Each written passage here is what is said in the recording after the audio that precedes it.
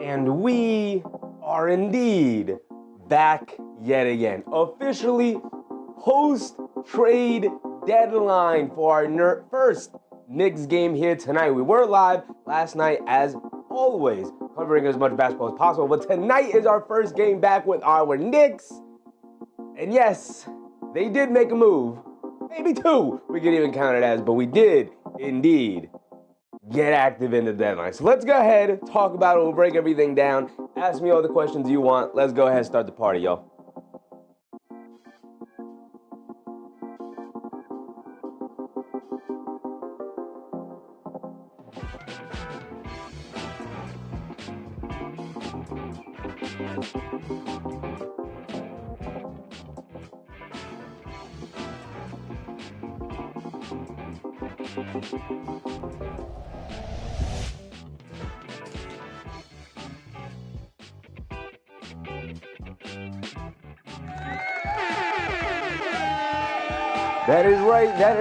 That is right, folks. We are back yet again. And not only are we back, but guess what? Our New York Knicks are back and better than they've ever been. We are back to watching real Knicks basketball.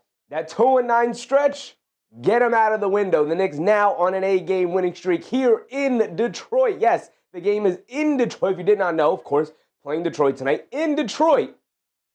Whereas a couple of nights ago, 2 nights ago, they took on the Denver Nuggets in Madison Square Garden, making their way down to the Detroit Pistons. Little Caesars Arena, that little nasty pizza joint. Jalen Duren is out. Thank you, Mark. Yes. So both of these teams come in walking wounded, right? So it is not the playoff matchup necessarily that we were all hoping to get tonight. A nice barometer game for the Knicks, now playing significantly better. The last time these two teams met, the Knicks were on a downward spiral, ended up getting smoked out of the Pistons arena by 30 plus. Was not a good night for anybody, obviously, right? So here tonight, we were all looking forward to it, hoping to see these two teams, these two Titans at the top of the East here, take on each other and see where we stand. Is this real from the Knicks? Are they fully back? Are they really there? Look at me. I even got a little bit dressed up, throwing a tie for our New York Knicks here tonight. I thought about it. I said, do I really want to get fully dressed up for our Knicks? I know. I feel like I could trust them again, but at the same time, let's just wait on it. Let's just wait on it. We got the Pistons tonight, and then also with the knowledge that a couple of players were out here tonight and are going to be out.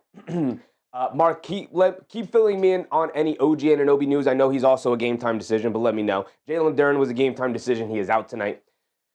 Cat OG Deuce. Oh, man. OG's out too? Okay. So tonight, I don't know if the Knicks got it in them tonight. But of course, you got to have hope. Got to have fully expected. So we got a couple of news coming out for our New York Knicks in particular. We'll go through the rundown here as always. OG's out. That sucks, man. That really sucks. I was at least looking forward to having OG and Anunoby. Like, all right, we'll have OG on Cade, and then, both all-star centers are out.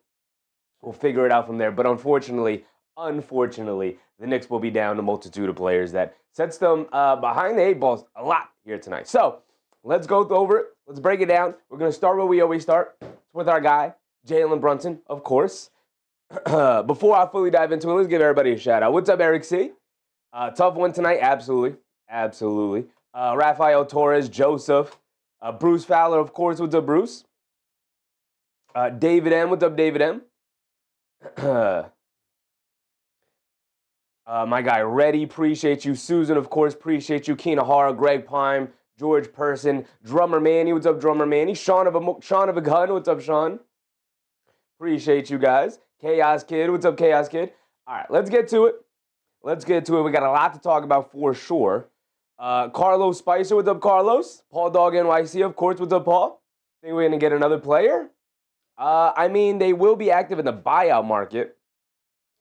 And we'll see. They'll try to get active in the buyout market, I should say.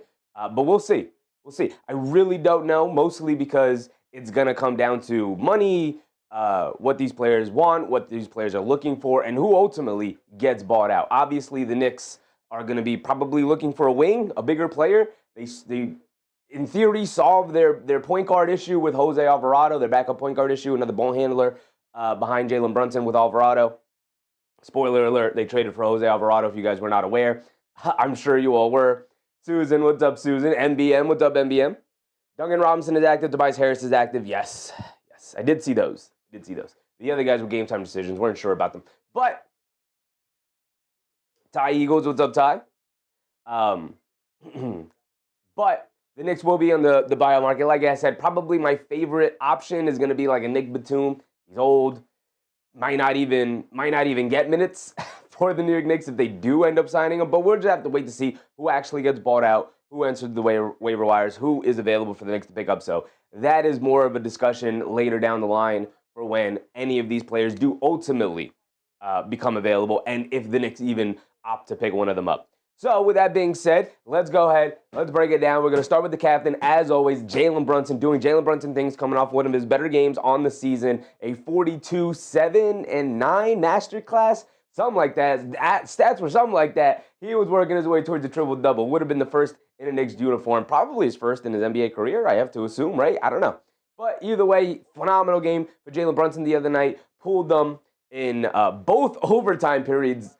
Pulled them ahead of the Denver Nuggets and ultimately helped his team win the game down the stretch, because that's what the captain does. They don't call him Captain Clutch for nothing. So, of course, our guy, Jalen Brunson, pulled through. We know what he's capable of. He's on a nice run right now, but without a couple of all-star teammates between Anthony Towns, a borderline all-star, and OG Anunoby, their defensive powerhouse OG Anunoby, it's going to be tough. It's going to be real tough for them tonight. I'm really interested, if anybody knows the starting lineups, if Mitch will get the start here tonight. Obviously, Anthony Towns is out. Mark said, Detroit has the 64% odds to win the game. They probably should. The Knicks are missing more players that are more impactful for them than Detroit is. But honestly, both teams coming in walking wounded, like I said. So to start with the first missing player here tonight, Anthony Towns is not available. He was doubtful coming into tonight with the eye laceration in the Denver game. If you guys watched it, of course, with us, Anthony Towns made head-to-head contact with Spencer Jones. Both guys ended up busted open. Anthony Towns got the worst of it, got that boxer's cut right above the eyelid, right below the eyebrow, was completely busted open, had to get stitches in the back, had a huge bandage over his head after the game, so it was likely he was going to miss either the next game or the next couple of games. The Knicks have, including tonight, 3 games remaining before the All-Star break, so I don't think they are we're going to see Anthony Towns again until after the All-Star break. Might as well just give him the time to heal. Mark said he's probably swollen pretty bad. Yeah, not to mention that, in the moment, they probably were able to keep the swelling down, but the day following, it's definitely probably swollen and very tender and very soft to the touch, very painful sort of situation to deal with. It might be fine in the moment, especially with all the adrenaline pumping in the Garden, the crowd's in it. It's a playoff finals preview matchup between the Denver Nuggets, and you're going up against the best player in the world in Jokic, and the adrenaline pumping. You want to get back out there for your teammates, and it's a different beast 2 days later on the road, flying on the plane. I'm sure it's broken open, and he's had to, put ice on it, and it's difficult to see, and all the things. So, like I said, probably just going to hold him out until after the All-Star break, but we'll see. Who knows? I don't know how long that's going to take to fully heal. Chris Baskerville, what's up, Chris? Did you see Yabu last night? I did see Yabu last night. He was hooping. Shout out to Yabu. George, what's up, George? Game 7 atmosphere. It did have a very, very playoff, intense playoff game atmosphere for sure. Susan said Jose Alvarado is out. Josh Hart is questionable. Josh Hart's available to play, Susan. He is going to play. And Jose Alvarado is out. He's not with the team yet. He has to go through, he has to pass his physicals and whatnot. There should be no complications with a guy like Jose Alvarado, even a guy like Yabusele, who played already, so he went through, and Dalen Terry, who actually just got waived. So it's really just Jose Alvarado. He's got to get his physical done. And probably they flew him to New York to get the physical done. I would think they have a game here against the Pistons, and then I believe they fly to Boston. We'll look at the schedule. I believe they fly to Boston and play at Boston before coming back home. I would think that they're probably going to save Alvarado's debut with the Knicks for when they're in the Garden, but you never know. They might bring him out for the Boston game as well, so we'll see. Suns Jen, what's up, Suns Jen? Yabo out there spinning in circles and singing like he's in the Sound of Music. Yeah, he's hooping. Chris Basketball said no cat tonight. No cat tonight. Anthony Towns is out with the eye laceration injury. OG Anunoby is also out. What was the prognosis on him? It's like an injury management thing. He was questionable coming in. I figured he'd play, but also, when you're questionable, there's obviously a chance you're not, or else they wouldn't list you as questionable. Toe, that's right, toe injury. JA3, what's up, Jay? Sons Jensen, I hope you're well. I'm doing pretty good. Yeah, so Anunoby is out with the toe. Alvarado is out, obviously, for the physical. Deuce McBride, we'll get to Deuce McBride. Let's go ahead and keep getting to the Iron Man. Mikal Bridges is going to be in the game. He's going to be huge tonight. Him and Josh Hart have the luxury of now, with no OG Anunoby, being matched up with Cade Cunningham. Although Cade Cunningham does not have his favorite pick-and-roll partner in Jalen Duren, so it might be a little bit of an easier matchup. But Cade Cunningham is a star in this league. No doubt about it, and quickly approaching superstar status. So it is not going to be tough. Mark said, MB has to ball out tonight for real. Yeah, after a pretty miserable game against the Denver Nuggets, a miserable shooting game. I thought defensively he was good, and then, for the most part, he was fine. He was fine defensively, made a couple of nice plays defensively, and then came up with a huge block at the end to allow the Knicks to continue to keep the lead, and then they made the big dagger three down the stretch. Ram Jam, what's up, Ram Jam? Made the big dagger three down the stretch to ultimately bury the Denver Nuggets in the second overtime period, although his foul did lead us to have to being in the second overtime period. K Hazy, what's up, K Hazy? So yeah, he's gonna have to have a very big game here tonight. They're gonna have to rely on his scoring a lot with Jalen Brunson, Mikal Bridges, Josh Hart in the starting lineup with no Towns, no Anunoby. So those are your next two scoring options. It's Brunson, Towns, Anunoby, or on some nights it's Brunson, Anunoby, Towns. Either way, your 2 and your 3 scoring options are out. So Mikal Bridges, Josh Hart, come on down. They're gonna need you tonight. Speaking of Josh Hart, they're going to need you tonight. Also, welcome back, Josh Hart. Missed a game or two. I forget how long it was. It was a game or two with the ankle injury. Oh, no, he went out with the ankle injury and then missed the next game. He's back tonight. So about a game and a half. He's back tonight, and they're very much going to need him. Hopefully he's feeling good and ready to go, because I assume he's going to get the matchup with Cade Cunningham, which is, tough. Hopefully he's down for it. Way to come back, and suddenly you're on the best player on the opposite team. So it's going to be a tough game for him. Ariel De La Cruz, what's up, Ariel? I need Mikal to make 5 3-pointers. I'd love it. I'd love it. He hit 1 the other day, so I'd love him to hit 5 3-pointers tonight. Chaos Kids, the Knicks game or opening ceremony of the Olympics? That's up to you, brother. I got my priorities straight. Mark said this team just lost to the Wizards. Yes, expect them to come out and try to make a statement. Absolutely. We see through that. Our dogs will step up as best as they can. Yeah, listen. No blowouts. Keep it close. Fight to the end. May the best team win. Both teams not 100%. Not much of a barometer game. Not the barometer game that I was hoping for it to be. But both teams are injured. So no excuses. Don't get blown out. The way you did last time. The Knicks are the team that needs to prove something today against this team, despite the fact that the Knicks beat them in the playoffs last year. The Pistons have the best record in the league. You're chasing them down. They're coming off a really bad loss against the Washington Wizards. Make that 2 in a row. The Pistons will then have to play the Hornets, who are the second hottest team in the league, maybe first hottest team in the league. Both teams are on an 8-game winning streak. So really put pressure on the Pistons here going into the All-Star break to not lose 3 in a row by beating them here tonight. Mitchell Robinson, I assume, will be in the starting lineup. He is available to play, obviously, with no Karl-Anthony Towns. Assume Mitchell Robinson will step in as a starter, and then also not having to go against Jalen Duren on the opposite end. All he really needs to do is just be solid and consistent and not pick up foul troubles, considering the fact that our other option is Ariel Huck-Porty, and shout out Big Huck, but he's a third string center for a reason. He's a break glass in case of emergency kind of player. But Mitchell Robinson's going to be incredibly important, for sure. Okay, let's get to the Knicks are going to win tonight.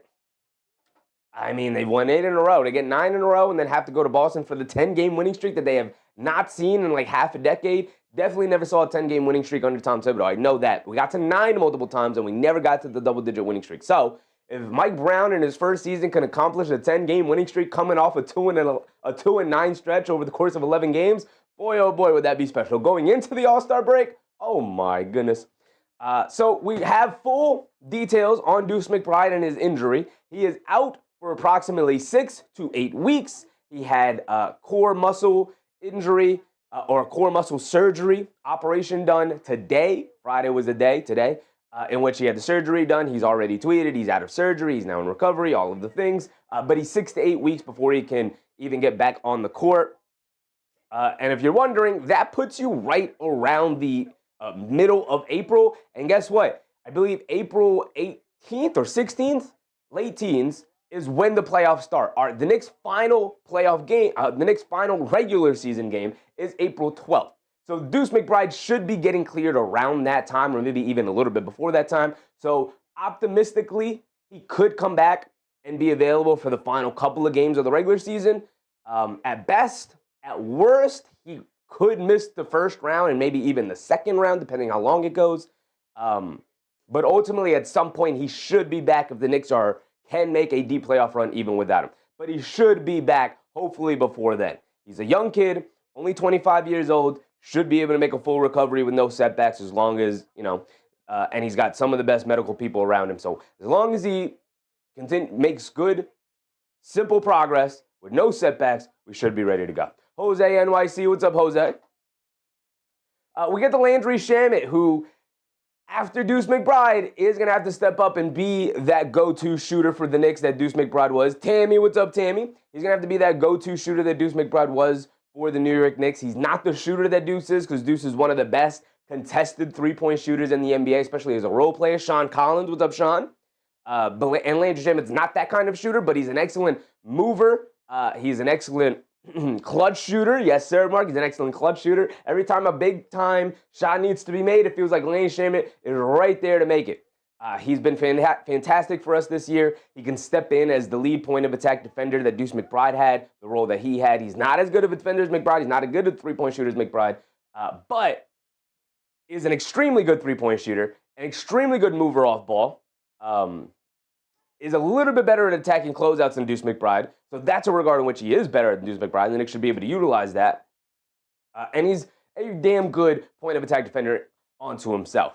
But it's not just Landry Shamet anymore, the point of attack, now that Deuce McBride is out. Now, we got Grand Theft Alvarado, and as you can see, I did not even update the graphic. I just pulled it right from the Pelicans, threw it right here for our Knicks coverage. Jose Alvarado, welcome to the New York Knicks. It is indeed official. He will be wearing number 5 here on the Knicks. So that's right, that is GTA 5 making his way to the Garden. And all I wrote here, Grand Theft Alvarado, welcome home. I can't wait to watch him with this team. I'm incredibly excited. Always excited when new players come to the team. Always excited when good role players come to the team. Hopefully he'll be available for the Boston games. I don't have high hopes for it. He is not playing Tammy, correct? He is not available today. But eventually, Jose Alvarado will make his way down to the Garden floor. I can't wait for it. I can't wait for it. Real Art Manifest, what's up, Real Art? Where's Grand Theft Alvarado? They probably flew him down to New York to get his physical done with the team officials in their own facilities and whatnot. I assume that's what they did. Who knows? But as of right now, he's not even with the team. Right? He's not even with the team. He has to go get the physical done, wherever they send him to go do that. I assume back in New York. I could check the schedule real quick, mostly because are they playing? I know their next game is Boston on Sunday. Are they playing Boston in the Garden? No, they're at Boston. So we'll see. We'll see if maybe he'll be able to play Boston. But then they play on Tuesday versus Indiana in Madison Square Garden. That's where I think he'll make his debut game return, or his debut game with the Knicks. But we'll see. Relic, what's up, Relic? Isaiah Garner, what's up, Isaiah Garner? YOLO, what's up, YOLO? Fung Pei, what's up, Fung Pei? Benzino, what's up, Benzino? But I'm very excited for Jose Alvarado, man. Very excited. Very excited. The hometown kid comes home. Drolano, what's up, Drolano? Ready for a tough one, brother. Ready for a tough one. Dre, what's up, Dre? We got Jordan Clarkson. Shout out Jordan Clarkson. When Deuce McBride comes back, I'm sure Jordan Clarkson will be banished yet again to the end of the bench. But as of right now, he started against Denver. He had a decent game against Denver. Shout out to Jordan Clarkson. That's all we're going to ask for you, is to just make solid contributions. It hasn't been a great year. I didn't expect it to be a great year. It has for sure been a roller coaster. It's maintained a roller coaster. Dennis Barnes, what's up, Dennis? Looking sharp again means our Knicks are back in the winning column. Yes, sir, Dennis. Yes, sir. That is indeed what it means. I didn't want to go too overboard. Didn't want to pull out one of the crazier shirts because I don't think tonight is the night to do so. Maybe if they beat Boston, maybe if they beat Detroit and then we're at Boston, maybe we'll do that. But as of tonight, too many players out on both sides. Does not feel like a big game, like a big playoff matchup, conference finals sort of matchup that could happen just because both teams are missing so many players, right? So hopefully tonight is just a good, solid matchup. The Knicks can pull off a victory, and then we're at Boston, and hopefully we're a little bit healthier for that one. And also maybe Alvarado makes his debut. Who knows? Who knows? George Carl Rubin. What's up, George? Mark said Detroit really only has one guy out. Duren? I thought they had somebody else out. I guess they only have Duren out, yeah. Huh. Okay. Well, Jalen Duren's out, and he's a big part of their team, and they're already a team that struggles offensively, so that's a pretty big loss. Pretty big loss. But yeah, I don't know why it feels like Detroit had more people out. Maybe it's because they had a bunch of people questionable, but everybody else is playing, like you said, Mark. So yeah, I guess Duren is the only guy out, and the Knicks are down way too many important players. Karl-Anthony Towns, OG Anunoby, Deuce McBride. The numbers piling up for the Knicks a little bit here. But Jordan Clarkson, I don't know if he's starting. You guys can let me know if they announce the starting lineups or whenever they do. But Jordan Clarkson got the start in Denver. I don't think he'll get the start here today in Detroit. I think Detroit has too many good perimeter players to start Clarkson. Too many athletes to start Clarkson. They might take advantage of him. Who knows? I would just start Landry Shamet. As always, you guys know me. I'm a Deuce McBride truther. Start Deuce McBride. I would start Landry Shamet in this position with no OG Anunoby.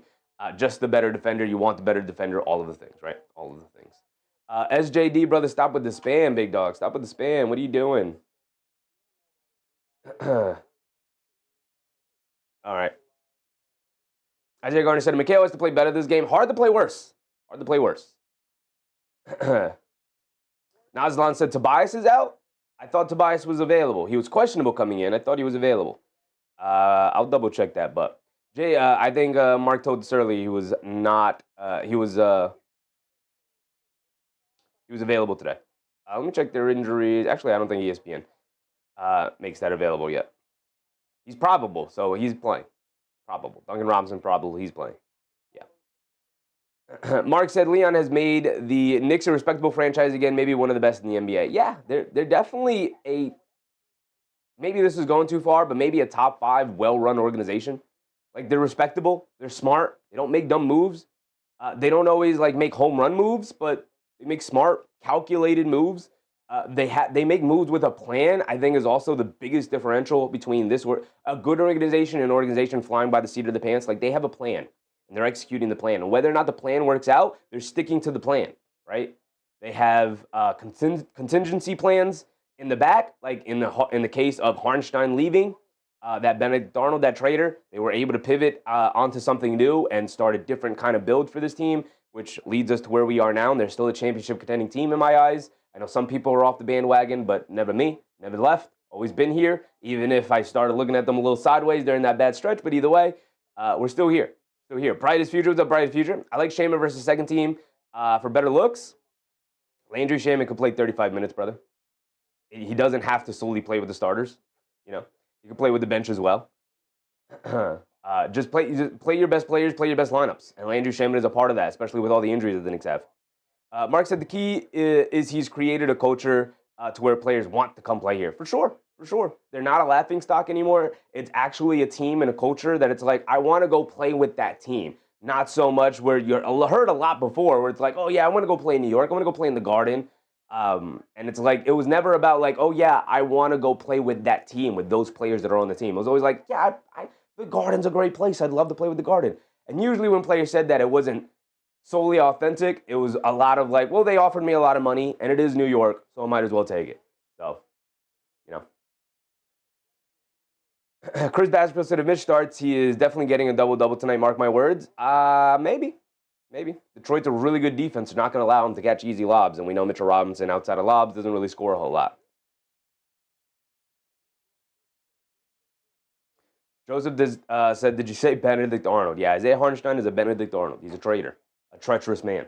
Get him out of here. I hate him. I have basketball hate. I have sports hate for the rest of my life. Drolano starts us off with a very generous super chat. Appreciate you, Drolano. Said, y'all ain't beating us, Detroit basketball.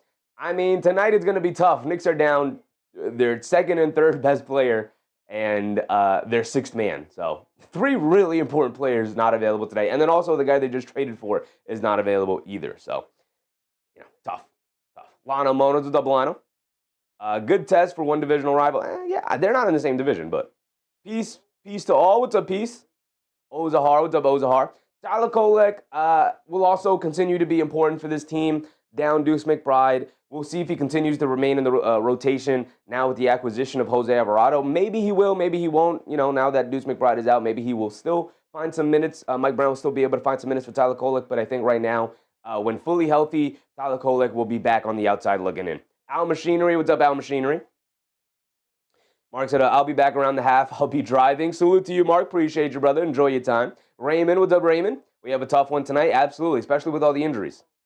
All right, let's go through the Pacers real quick. We got about 9 minutes before tip-off here. We're going to start, of course, with Cade Cunningham, the best player on the Detroit Pistons. Their leader, their captain, like we talk about Jalen Brunson, as our Pistons fans talk about Cade Cunningham, and it's very much well-deserved. 25.5 points per game, 5.5 rebounds, about 10 assists.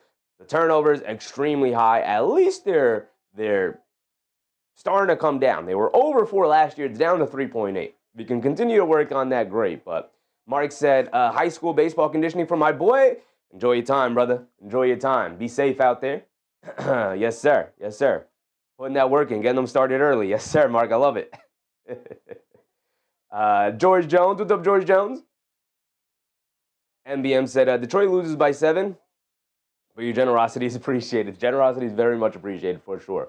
For sure. Cade Cunningham, the biggest marker, the biggest red flags on his game will always be the fact that as a main ball handler, the pull-up jump shot has just not come for him. Yeah, he's only 24 years old. Still a lot of time left for growth, obviously. But that pull-up jump shot has not come. 32% from three-point range is a rough number for a guy who has the ball in his hands as often as he does. Also, the second roughest number for him, you guys know my bar, 3.5 turnovers. 3.8 is way too high. And part of it isn't entirely his fault. They don't really have other ball handlers. But also, they could entrust some of their role guys to put the ball in their hands and ask them to do a little bit more creation as well and try to get Cade Cunningham on some off-ball actions. They don't really do that yet. Maybe that's a thing that they'll implement later on down the line as Cade Cunningham continues to grow his game, as other guys like All-Star Thompson continue to grow his game, Ron Holland continue to grow his game. Either way, right now, this is a bad number. This is a bad number. Everything else is phenomenal for Cade Cunningham. It's fantastic. He's a star knocking on the door of superstardom. He's right there. Just a couple of things to clean up about his game. Maybe being able to differentiate his play style a little bit as the team gets better, as the coaching staff learns a little bit more. Either way, 24 years old, star, superstar on the verge here for Cade Cunningham. Dom Anthony said, no test for the Knicks tonight. It's a giveaway. Tay Cowboys, what's up, Tay? This is a big game. Even if they play limited minutes, Cat and OG should be on the court tonight. No Cat, no OG, Tay. Both of them are out. Nick Yak, what's up, Yak? We need to own the boards and have Mitch and Hugporty staying out of foul trouble. Yes, I think the biggest marker tonight will be Mitchell Robinson's ability to stay out of foul trouble. If he can stay out of foul trouble and have a regular sort of rotation between him and Hugporty, I think that will go a long way for the New York Knicks here tonight. Raymond said they may be overconfident tonight. I don't know. Maybe.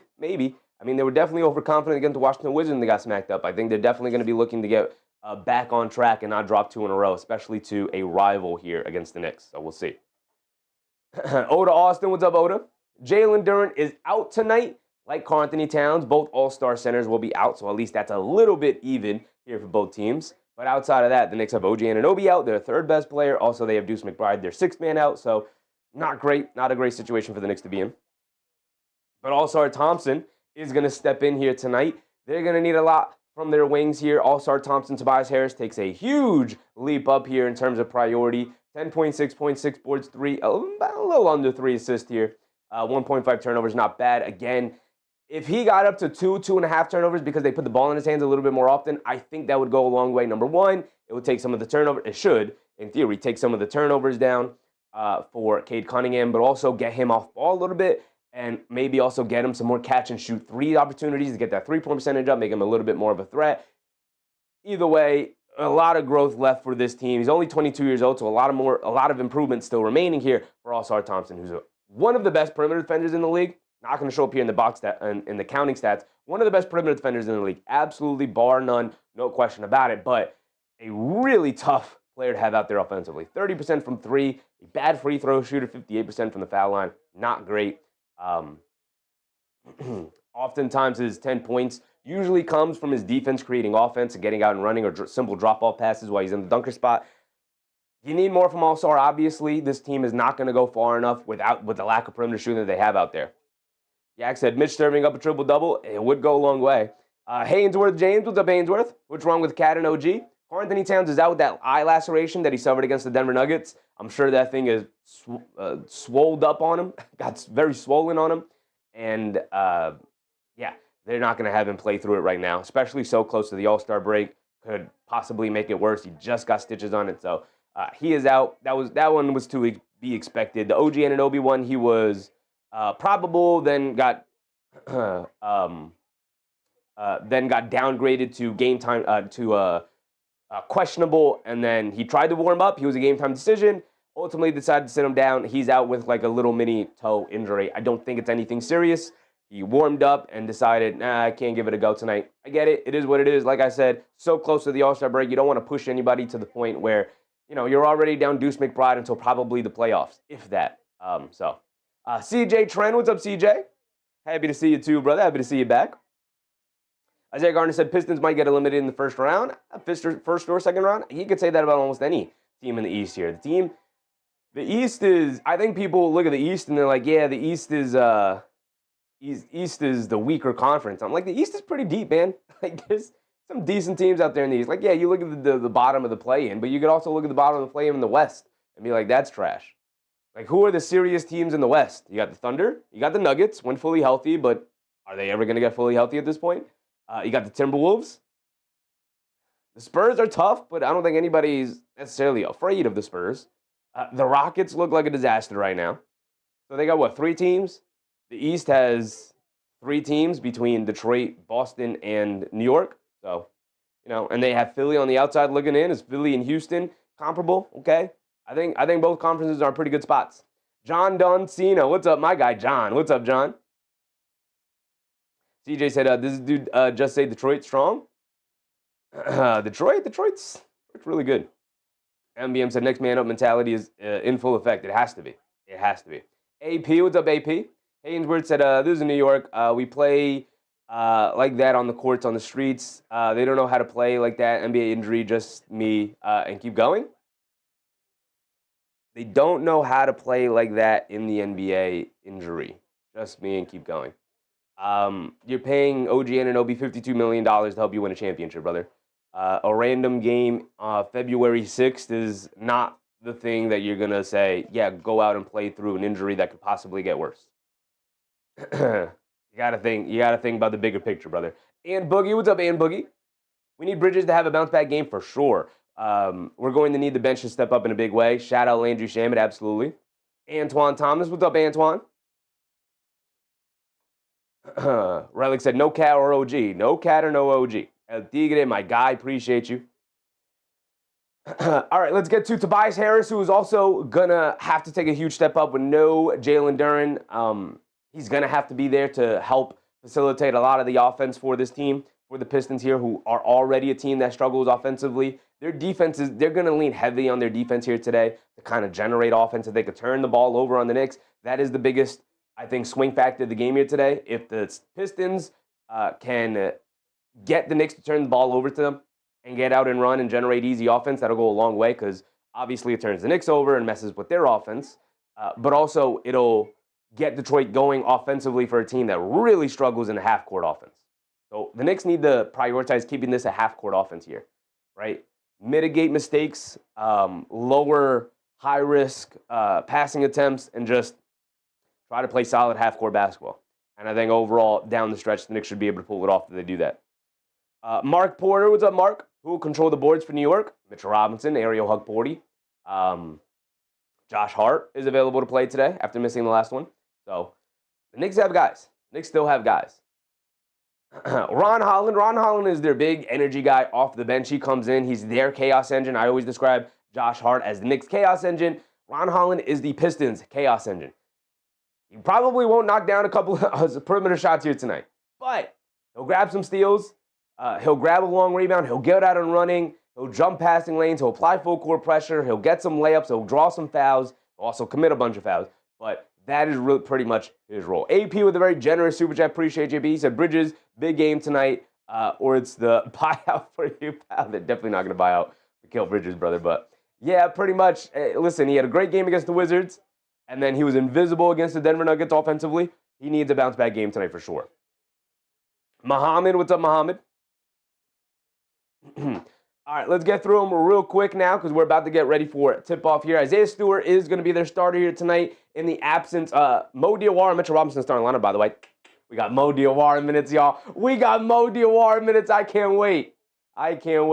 Isaiah Stewart's going to be the starting center today. He is one of the best defensive bigs in the NBA this season. His rim protection has been phenomenal. 1.8 blocks. The other guy, Jalen Duren is the only guy out for them, so everybody else is the normal. Starting lineup for them, Cade, Cunningham, Tobias Harris, All-Star Thompson, and Duncan Robinson in the starting lineup. I believe Kevin Huerter is available for them too as well, right? Kevin Huerter, speaking of their big trade deadline acquisition, they got him to help spread the court and knock down threes, and guess what? He's a 31% three-point shooter this year. Can he bounce back? I don't think so. I don't think he's a consistent three-point shooter. They're going to be heavily reliant on him, though. Duncan Robinson is their guy that they got to replace Tim Hardaway Jr. and Malik Beasley, of course, and he's having a very good year, very consistent year, 40% from three so far, so he's been really good, really solid, doing the things that they need him to do. And then Karis LeVert is their kind of swing factor guy. One night, he looks like a true sixth-man candidate, and then another night, he looks completely unplayable. So hopefully, we get the unplayable version of Karis LeVert here tonight. With that being said, let's go ahead, let's get ready for tip-off here. Heat Celtics have already tipped off, and so of course the Knicks and the Celtics still tied in the standing. So hopefully they can, as the score from the other night still up. AP with another generous super chat. My goodness, AP, appreciate you already getting us started off the right way, Big Dog. Thank you. So shout out to Yabusele with the double-double. They almost destroyed that man. Yabusele, shout out to Gershon Yabusele, man. I was happy to see him play well.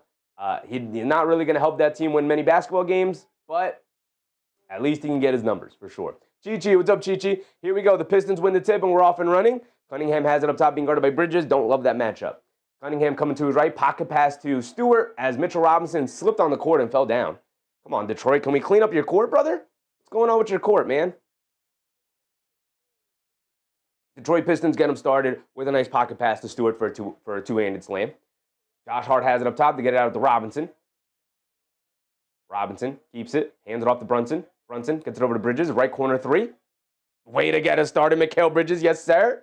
Yes, sir, Mikal. All right, here we go. Let's do this. Too much. There we go. So they get over to Duncan Robinson, chased off the line by Bridges, up top to Cunningham. Cunningham coming to his right, steps back, crosses over to his left on Brunson, down the lane. Brunson strips him. Quick outlet to Brunson. Brunson bringing it down the other way. Kicks it out to Bridges. Right wing three, 2 in a row. Got me to go 2 in a row for Mikal Bridges, getting us started the right way. It looks like we're going to get a good Mikal Bridges game here tonight, y'all. My goodness. They get it over to Harris in the post, being guarded by Bridges. Steps back, fall away mid-range jumper. Can't get it to go. Josh Hart with the rebound. It's 6-2 to start. The Knicks have knocked down 2 threes. Thanks to Mikal Bridges to start the game. Brunson on the left wing, dancing with it, steps back, left wing three, JB, can't get it to go, high bounce on the rim, battle for the loose ball. Thompson able to pick it up, and we're bringing it down the other way.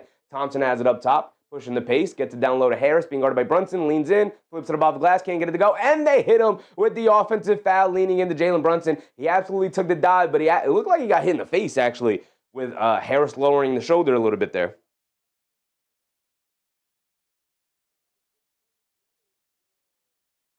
And the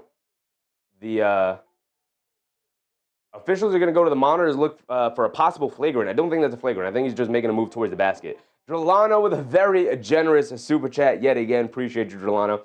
Said, we finna nick y'all, and I'm finna win my money back from yesterday. Hashtag Detroit basketball. Knicks are very hurt so far in this game. No Cat, no OG, no McBride. You definitely have the advantage, brother. You definitely have the advantage. You should absolutely be able to win this game here tonight. Trapped in the 90s. What's up, Trapped? Troy, Carolina. What's up, Troy? Bruce Fowler said the tone has been set. Detroit draws first blood. Absolutely. I don't know what is going on with my internet. The stream is very slow. I think it's got to be this ESPN thing. What's going on with my CPU? Yeah, my CPU is operating at 95%. That's the issue. I got to update my CPU now. All right, off to the computer store we go. Yep, I put a marker on my computer to see where that stands. That is truly unfortunate that that is the case right now. Alrighty then. Sucks I can't change this live. Why no OG? OG is out with a toe injury. It was questionable. Now he's out. Relic said, are we on ESPN tonight? No, we are on Prime Video, brother. We are on Prime Video. So my stream is completely frozen up on me. Not great. All right, let's get back into it. Still 6-2. It was just a regular offensive foul, so the ball went back to the New York Knicks. Jakey 313 Rock, what's up, Jakey? Can I get back into the game, Prime Video? Thank you. All right, here we go. Brunson on the left wing. Gets it up top to Josh Hart. There's 9 minutes ago. I missed a full minute with that pause. Bridges bringing it to his right, down the lane, throws up a floater, can't get it to go. He's looking for a foul call, doesn't get it. The high vibe with a very generous super chat yet again. You guys are getting it started the right way. AP, Drolano, now the high vibe. Down the lane is All-Star Thompson, can't get the layup to go, but Stewart right there for the putback. Now it's 6-4. The high vibe said, Chef, my guy, Friday, brother. Yes, sir. Yes, sir. It is indeed a Friday night Knicks action, though. Josh Hart down the lane. Tries to hit the pocket pass to nobody. Mitchell Robinson was not available. I don't know who Josh Hart was trying to throw that to. Here comes Cunningham pushing it the other way. Bad turnover, and the Pistons take advantage, getting out and running, getting easy baskets. They were excellent in transition. The Knicks need to keep them out of transition and keep this a half-court game, man.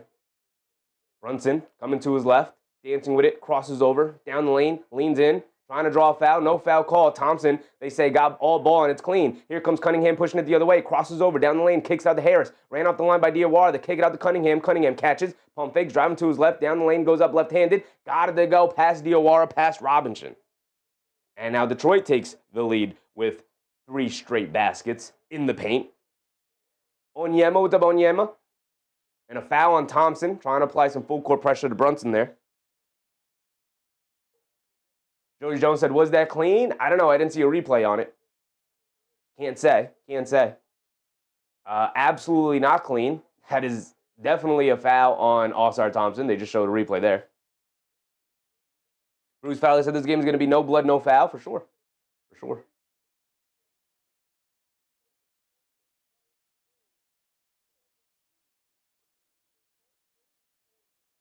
So it's 8-6 early. The Knicks, 6 points coming via Mikal Bridges pull-up threes. So there's that.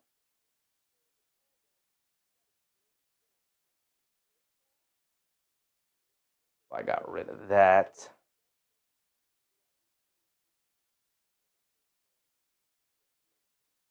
Jalen Brunson will bring it down.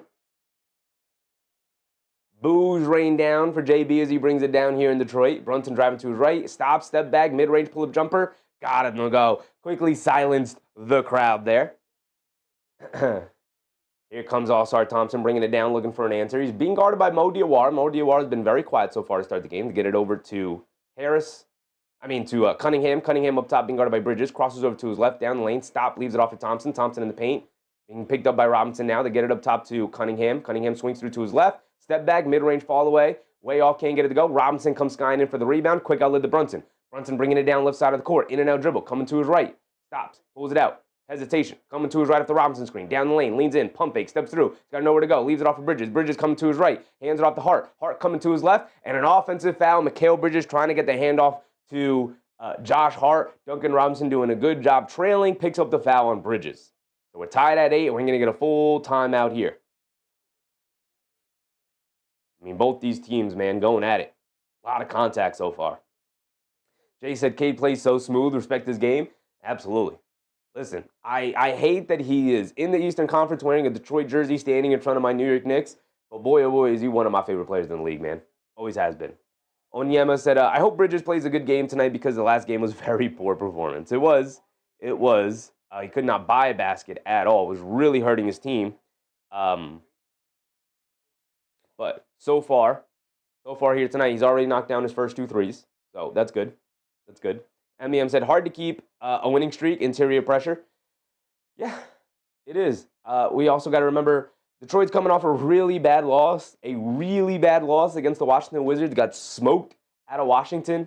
Or no, they were in Detroit. Yeah, Washington came down to Detroit and just embarrassed the Pistons at home. Beat them by double figures. Literally the worst team in the league that just traded a bunch of players. They didn't have a couple of guys available. So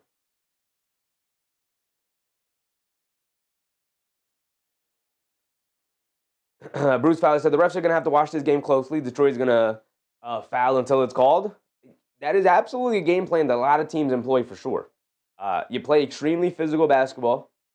And you push the line, and you keep pushing the line to see if you could edge the line as far as you can as to how far you can get this game to be physically. Because again, the Pistons, now down Jalen Duren, are a pretty offensively inept team for the most part. Like Cade Cunningham is extremely talented, although he lacks a perimeter jump shot. Harris is a good offensive player, if not a little bit limited, especially now in his old age. Duncan Robinson is just a three-point shooter, can attack a closeout decently well, but you know, nobody's really fearing Duncan Robinson if he does put the ball on the floor. Isaiah Stewart's a limited offensive player. Also, Thompson's an extremely limited offensive player. And so you start looking down the roster and you go, they don't have much offense, huh? The way they generate a lot of their offense is obviously Cade Cunningham and Jalen Duren pick and rolls, but all in half court, but also getting out and running, getting out in transition, which is why they've leaned so heavily onto their defensive prowess and leaned so heavily onto their physicality. Because if we can muck the game up, get it extremely physical, force you into bad shots, get us out and running, you can't set your defense up. We push it. We have our athletes get out and run like Thompson, like Holloman gets into the game. Previously, they had Ivy. Ivy was a good guy to get out in transition as well. They have guys like Dennis Jenkins who will get them out in transition. So, Chi, what's up, Chi? Tony Brothers, that's all I need to see. Vegas already gave him the assignment. Tony Brothers is the official tonight. Tony Brothers is by far my least favorite. I really think Tony Brothers is just a poor official. I don't like it when he officiates games. I think he officiates games very poorly. I think he creates a very bad product to watch. And I'll leave it at that.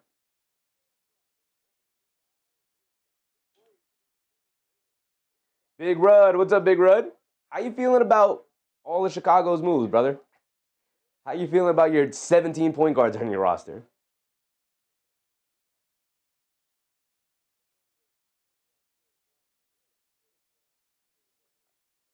Raymond said they're so handsy and hack like crazy. They spill my water everywhere. Cool. Awesome. Incredible. It's all right. We're good. Thompson will bring it down.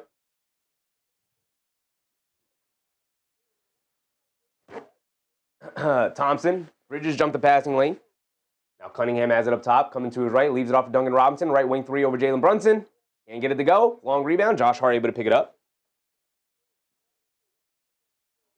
Josh Hart bringing it down the other way, coming to his left, leaves it off. Mo Diawara lines up a left corner three, got it to go. Mo Diawara relocates to the left corner and knocks it down. I love me some Mo Diawara, man. It's a long two. Come on, Mo, you gotta get that foot behind the line. 10-8, 6:20 to go. Cunningham has one on the left wing. Now up top, being guarded by Brunson on the switch. Cunningham's gonna look to take him to the rim, leans in. Brunson strips him, but a foul called on JB will send Cunningham to the foul line for 2. So 10-8, Cunningham to the foul line for 2. Trying to tie it up at 10. Spilling my water everywhere. Completely sucks. It's fine. It's fine. Part of the process. Delano said, I'm worried by Shamet. You should be, brother. You should. Jason. Okay, Mo D. Yes, sir. Yes, sir, Jason. My guy, Mo Diawara. Kevin McCullough checking in. Ariel Hugporty checking in. Cunningham misses the first free throw. We love when our opponents miss free throws every single time. We never not love it. Mo Diawara comes out. Mitchell Robinson comes out.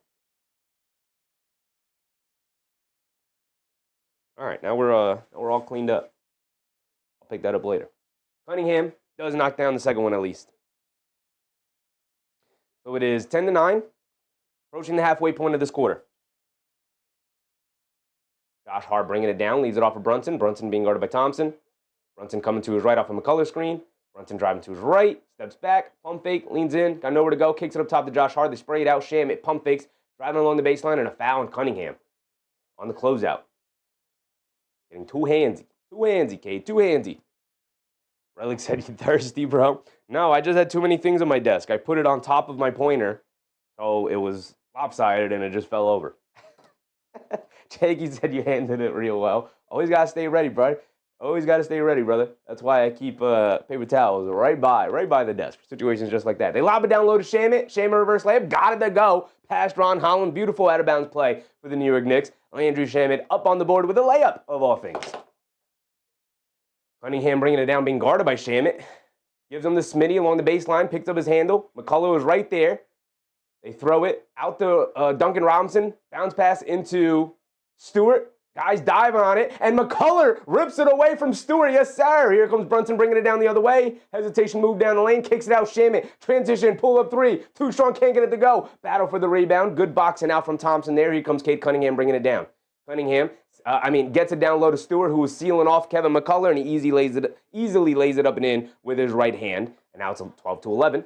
Josh Hart picks up his handle. They get over to Brunson. Brunson in the right corner, swings through, steps back, right corner three for JB, falling out of bounds, can't get it to go. Excellent defense from All-Star Thompson on Jalen Brunson to start the game. Here comes Cade Cunningham bringing it down, being picked up by Kevin McCullough. Now they get it out to Duncan Robinson.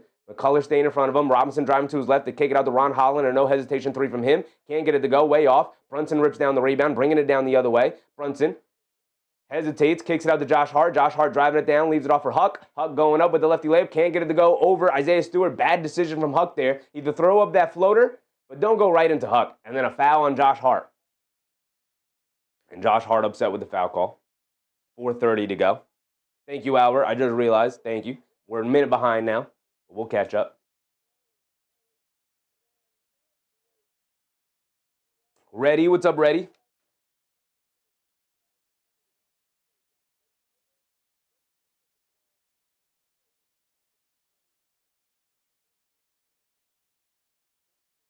So here comes Cade Cunningham coming to his left off the screen. Pull up three, can't get it to go. Battle for the rebound. Brunson picks it up, but gets fouled by Paul Reed.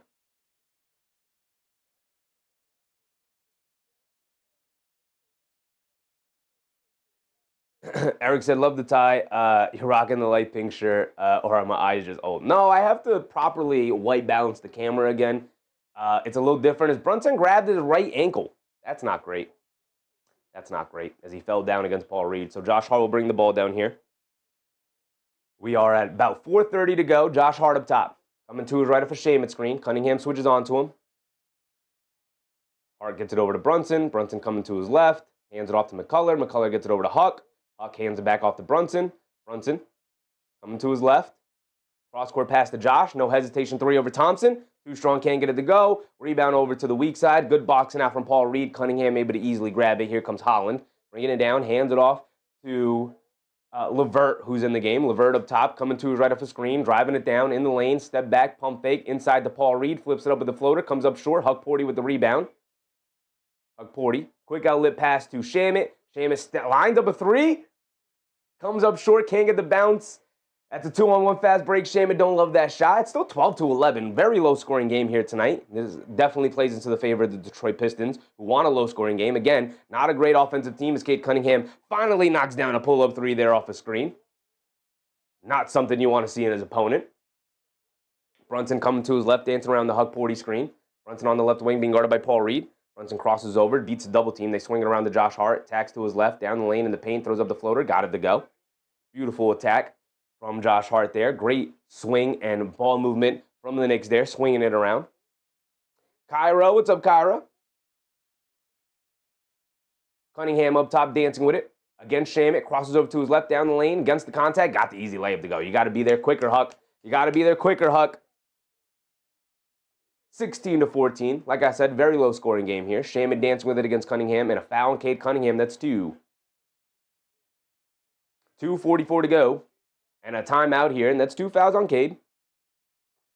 2 fouls on Cade, 1 on Thompson, 1 on Reed.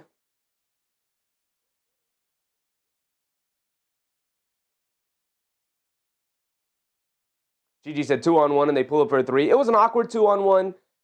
It was an awkward outlet pass from Huck Porty. Didn't get all the way into the hands of Shamet, so Shamet had to come meet it out by the 3-point line, and the defense was recovering, and they weren't properly spaced because Shamet had to come to the top of the key to recover it, so it wasn't going to be an easy 2-on-1. I understand why he took it, but again, don't love that. Maybe dribble it in, force him to come to you and either hit the drop-off pass or shoot the floater. I'd prefer that rather than you putting up the 3, but I get it. It's not a terrible shot.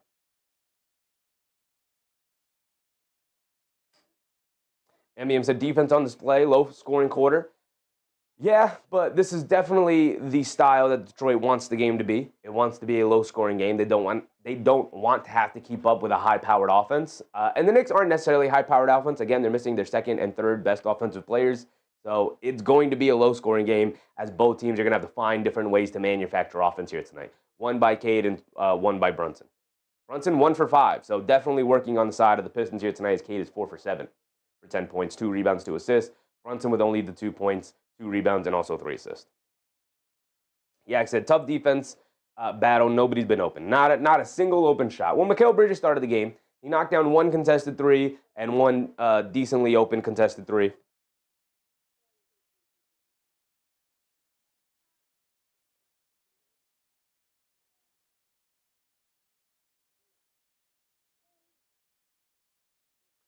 Bruce Fowler said 38-42 halftime score would be nuts. Gigi said not panicking as of yet, but let's get it together. We need Kolek and JB on the court. Huck Porty serving no purpose. Huck Porty's got to eat up minutes. He has not had the most impactful season. He's fine. He's a third string big man for a reason, right? He's fine, but definitely just a minutes eater right now. I think another ball handler alongside Jalen Brunson will go a long way against this ball pressure from the Pistons. We'll see if Kolek can handle that ball pressure and really start to break down the Pistons, but we'll have to wait and see. Yeah, so we miss shots we make and playing them even. Yeah, Shamet's missed a couple of open ones. He's 1 for 3 now from the field. The one shot he made was a layup off the inbound. So Albert said no Alvarado. No Alvarado yet. He still has to go through his physical. Maybe he'll be available for the Boston game on Monday or on Sunday. If not, I think he'll definitely be available for the Pacers game on Tuesday.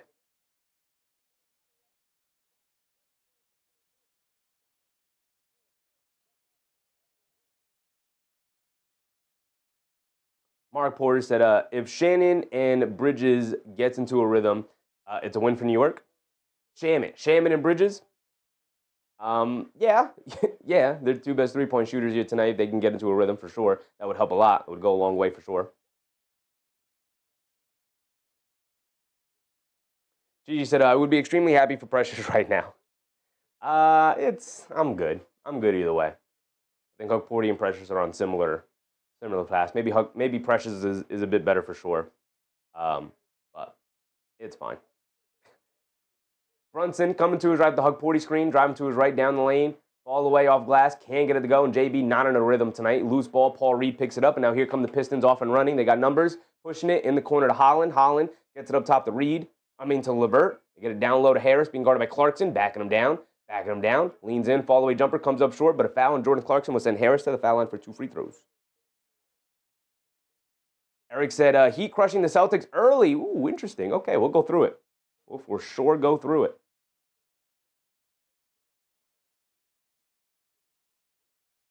Gigi said I would be extremely oh, I read that one already. My bad, Gigi. Jay Hammer. What's up, Jay Hammer? Harris knocks down the first one. He's got another one coming. Joe said, we play OKC twice in March. I look at the Knicks schedule. We can look at the Knicks schedule as well. Yeah, they play them twice in March. Those are good tests. Good test for the Knicks. Tobias Harris made the first one. Makes the second one. And Bridges will bring the ball down. 18-14, 4-point lead for Detroit now. Very low-scoring game. Bridges up top, being guarded by Harris.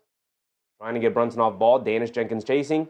Lines up the right corner three off ball. Comes up short. Huck Porty, the offensive rebound. Kicks it out to Shamet. Relocation, wide open three for Shamet. Off the back rim, can't get it to go. Clarkson, long rebound. They swing it over to Bridges. Bridges, an open three. He can't get it to go. Battle for the rebound. Clarkson, another one. They kick it out to Shamet. Shamet swings it over to Bridges. He's going to take the lane this time. Lefty layup. Can't get it to go. Battle for the rebound. Huck Porty knocks it out of the air. And it'll go to Detroit. And 3 very makeable threes for New York. And they walk away with nothing. 3 very makeable threes and a missed lefty layup for Mikal Bridges. You know, they get it over to Danish Jenkins up top, being guarded by Shamet. Jenkins coming to his right. They get it over to Levert. Levert being chased by Brunson. Swings through to his left. Down the lane. Snaking it back to his right hand. Foul line pull-up jumper. Got it to go for Karis Levert. And it's 20-14. Here comes Jalen Brunson bringing it down the other way. JB gets it over to Huck. Huck hands it off to Brunson. Brunson coming to his left. Down the lane, swings it out. Bridges, extra pass. Shamet, wide open left corner three. Brother, we need to knock one of these down, big Shamet. We got to get going. They get it over to Bridges for a three. Way off at the side of the backboard. Battling for the loose ball. Danish Jenkins picks it up, and he's bringing it down the other way. It's a 5-on-4 as Huck Porty dove for it. Danish Jenkins is going to drive it right past Clarkson for the layup and the foul. And now it's 22-14. And he's going to the foul line for one more. Jason said, oh boy, got to make some shots. Shots not going down. Very makeable shots for the Knicks not going down. Shamet's 1 for 5, Brunson 1 for 7. Bridges now 2 for 6 after making his first 2, so he's missed his last 4.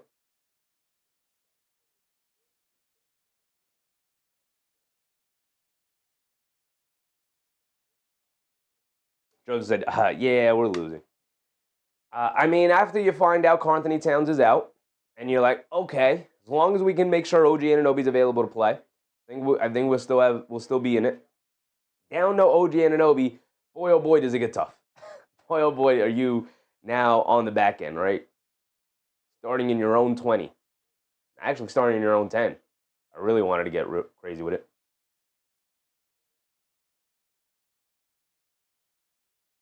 They got a lane violation. Bruce Fowler said a little, not a lot, but just a little physicality will throw you off your game. The Knicks are off their game. A little off their game, yeah. But very makeable shots. It is what it is. The other night was a very physical game against Denver as well.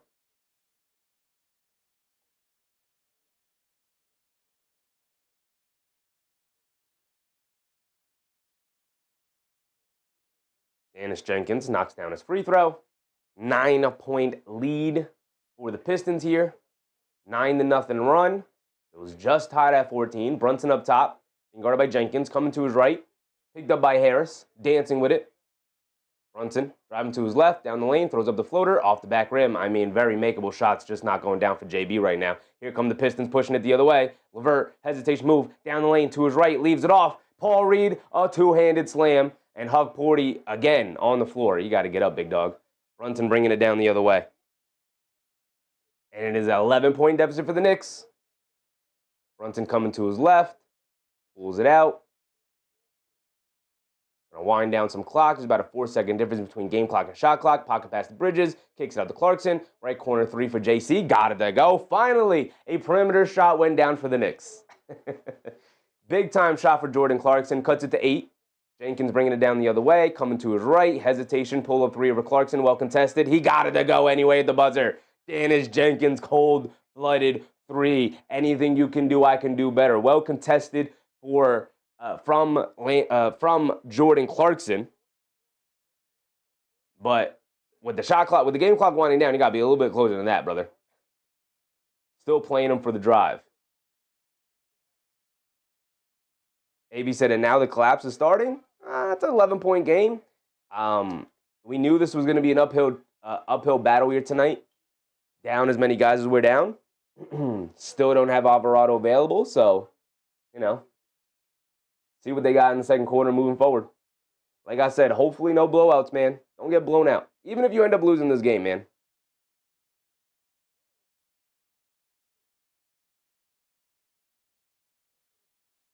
Bruce Fowler said no blowouts, for sure. For sure. I don't care if they're down as many guys as they're down. No blowouts, man. No blowouts.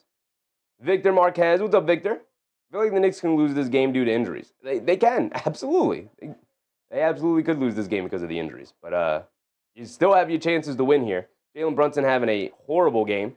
Some really good defense from the Pistons, but he's just missing shots right now. Jordan Clarkson knocked down a three. Great. Similar with Landry Shamet. Really good open looks that he's knocked down a multitude of times, especially during this stretch. But overall, over the course of the season, 1 for 5 so far on really good wide open looks. Got to knock some of these down. MBM said too early to panic. I hope none of you guys are panicking. It's an 11-point game after the first quarter.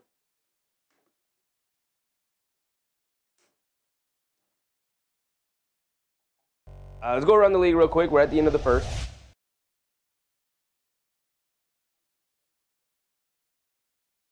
Yeah, that was horrible luck. Nothing going in. For now, it will change. Hopefully, it will change, for sure. So the Heat are up by 13 early there in the second quarter, 33-20. Okay. If we can get Boston to lose, that would help. Would help. AB said conveniently hurt. They're just ducking. Yeah, conveniently hurt. Deuce McBride had surgery today, and Carl-Anthony Towns has one eye. Yeah, AP, sure, conveniently hurt. Okay, brother. I don't know what to tell you. That might be the most ridiculous comment you've ever put in the chat. Come on, dog. We got Pelicans, Timberwolves here tonight. You got Pacers, Bucks.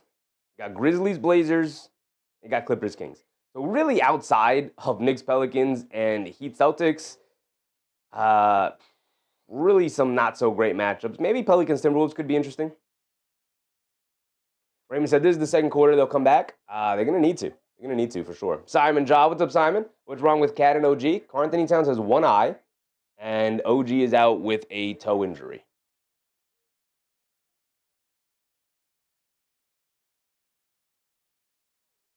Durston, what's up, Durston? David Oz Jr. said, you can see no OG, Deuce, no Cat, and no Jose. It shows also Brunson not shooting well, spells doom. Yeah. AB said, conveniently hurt, and who's going to miss Boston? Deuce is going to miss Boston. He just had surgery. Hopefully they have Alvarado available. We'll see if Carl-Anthony Towns can see by Sunday. He'll be questionable again. He was questionable tonight. And OG Anunoby was a game-time decision. So maybe he'll play against Boston on Sunday. Do you watch NBA basketball, AP? I ask this question all the time, and I know the answer is no. But, I don't know what to tell you. AB said, like the Ninja Turtles game, my toe. All right, AP. My guy, you've never called out of work because you've had a headache before. You've never... you never said, you know what, I'm going to take a me day today. Not that OG Anunoby did that at all. But, my guy has an injured toe. We are literally, including tonight, 3 games away from the All-Star break. If you're more concerned about a February 6 games, nice lob pass from Kolek into Robinson for the dunk. If you're concerned about February 6th game against Detroit and not, a May game against Detroit, I don't know what to tell you, man. You got your priorities all mixed up. Paul Reed's going to line up a 3 over Robinson, and he's going to knock it down. One of those nights right now where Detroit's knocked down more threes than the Knicks. Well, not more threes, but key threes, and the Knicks have missed their open ones. Shaman in the right corner being chased by Jenkins. They get it in the Bridges for an easy lefty layup. Got it to go. There you go, McHale. Nice cut to the rim. Nice pass from Shaman. Good off-ball movement by the Knicks right now. They swing it around. A left corner 3 for LeVert, and he got it to go down. And the Knicks not doing a good job of hustling back on defense quick enough and getting out to their shooters. Their shooters are inconsistent shooters, and they're knocking it down today. And Kolek, another nice lob pass inside to Mitchell Robinson for another layup. But it's still 11 after a made 3 and now another 2. They swing it out, another 3. This time from Javonte Green, and he got it to go down. It is a three-point barrage from Detroit. They are 5 for 8 from three-point range, and they're not a good three-point shooting team. Jordan Clarkson hands it off to Bridges. Bridges driving to his right. All the way baseline jumper. McHale got it to go. They're going to need a big McHale game for sure. For sure. Holland gets it over to Paul Reed. Paul Reed gets it back to Holland. Holland's got a lane to the rim. Throws a terrible lob pass to Javonte Green, and it goes out of bounds. Ball is going to go back to the Knicks here. 12-point lead for the Pistons.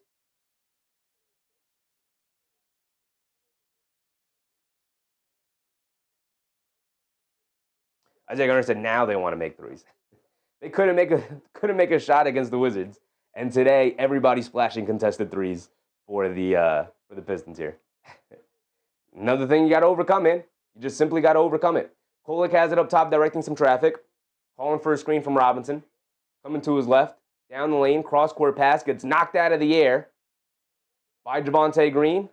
LeVert down the lane, kicks it out. Dennis Jenkins an open three. Can't get it to go, but Green, the offensive rebound, saves it over to Reed. Kicks it out. Dennis Jenkins another open three. This time he knocks it down. And that's just great effort and ball movement by the Pistons to secure another possession. Knicks got to do a better job of rebounding here. Down the lane is Bridges, under the basket, swings it out to Clarkson, leaves it back off the Bridges, a right corner three for him. Got it to go. He answers back with a three of his own. Now back and forth they go, but the Knicks already find themselves down by 12 after that first quarter. So now playing behind here. LeVert up top being guarded by Diawara. They get it out to Jenkins. Jenkins driving past Bridges. Ball knocked loose, but a foul on Bridges. And it's a foul on the floor.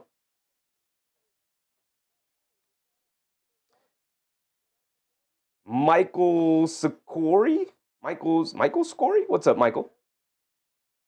Will we be seeing Kevin tonight? Probably not. Is he available? Did he play against the Wizards? I don't think he did. I don't think he's available. I was talking to my water again. I do this constantly. LeVert driving to his left, down the lane, under the basket, kicks it in the corner. Quick fire three by Green. Rattles it in. It is one of those nights where they cannot miss from three. Falling out of bounds with Mikal Bridges all over him. Javonte Green, an inconsistent three-point shooter, knocks it down. Bridges down the lane, kicks it out to Clarkson. Clarkson down the lane to his right, loses the handle on the ball. Come on, JC. Cross-court pass. Dennis Jenkins a three. Comes up short. Long rebound. Right to Dennis Jenkins, though. Out-hustling the Knicks. Ron Holland down the lane inside the Paul Reed, and he gets the layup to go. And it's 45-28 and a timeout for the New York Knicks. AP said, you know how I feel about this basketball team? Yeah, but you've been very quiet the last 8 games, AP. So you got to either stand on business or you got to just stop being a whiner, brother. When the Knicks are playing well, you're nowhere to be found. And then when they have the one bad game, you're out and like, oh, I always told you. It's like you've been active in the chat for 18 games this season because the Knicks have 18 losses. Other than that, you are like nowhere to be found sometimes. When the Knicks are playing well, you got nothing to say. They're on an 8-game winning streak. They have 3 incredibly important players out tonight. They have Jose Alvarado also out. That's 4 role players out. What do you want me to tell you, brother? You got 2 eyes or not? It was always going to be an uphill battle. Now, don't get blown out, man. Don't get blown out. 28-45. Make a run. Get back into this game. Make it close. Make it tough. Win, lose, or draw. Don't get blown out here. Not 2 in a row.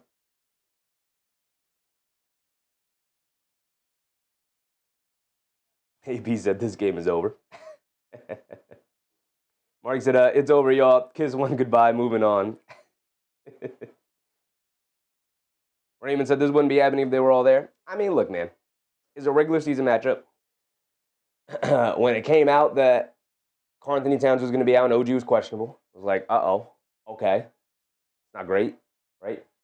Dern was out, and we were like, all right, if OG can play, then game on. Roll the ball out. Let's hoop. Right? Down McBride, no Alvarado yet. It is what it is. Should be able to manage and have a good game against them anyway. Down OG Anunoby. OG Anunoby is essentially their defense. You know, him and Mitchell Robinson set up their defense extremely well. Everything works off of those guys, right? So with no OG Anunoby, they fundamentally have to change the way they play. And oh, by the way, their second and third options offensively, gone. So now you have to change the way you play almost entirely. Now other guys got to step up. And this is what it looks like when other guys aren't stepping up. Now, Mikal Bridges up to 13 points, but Clarkson, 3 points with a bad turnover. Kolic's got 2 assists, both to Mitchell Robinson, which was nice. Mitch, 4 points, 2 rebounds. Okay, you need him to dominate the glass a little bit more here tonight if he wants to have a bigger impact. Mo Diawara, only 2 points. No rebound, no assist for Mo Diawara. Where are you, big dog? We need you out there. She said, Detroit definitely making a statement. Forget it's a regular season game. Yeah, how did those Celtics statements work out last year for them, brother? How did those regular season Celtics statement games how did that work out come playoff time? Like, come on, man. Like I said, you are overvaluing a regular season game. Now, don't get blown out. Regular season games are important and whatnot. But when you go back and look at the context, and you're going to be like, oh, well, that guy didn't play, and that guy didn't play. And they were on the second night of back-to-back. Oh, and they were on, and this happened, and that happened, and here's all the context for the game. Like, oh, all right. It's going to be a fundamentally different matchup. Both teams rested, both teams healthy going into the playoffs, right? Now, don't get blown out. Pistons absolutely embarrassed you the last time. Whatever the context was, whatever miasma you were in, the Knicks had their worst stretch of the season at that time. Part of it was getting smoked by the Pistons in their building. Here tonight, you're playing some of your best basketball of the season. Now, you're down a bunch of players. You're down 4 role players. Two of them being, not 4 role players. You're down 2 role players who are important, and you're down 2 starters, one of them being your all-star center. Don't get blown out. Have a good, tough, competitive game. You have more than enough to compete. Ron Holland comes up with a block on Clarkson, but he draws a foul. Clarkson draws a foul. They call a foul on Holland. Holland can't believe it, but Clarkson will go to the foul line for 2 here.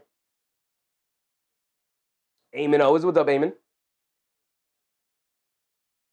George said, just watch Knicks going to take the lead this quarter.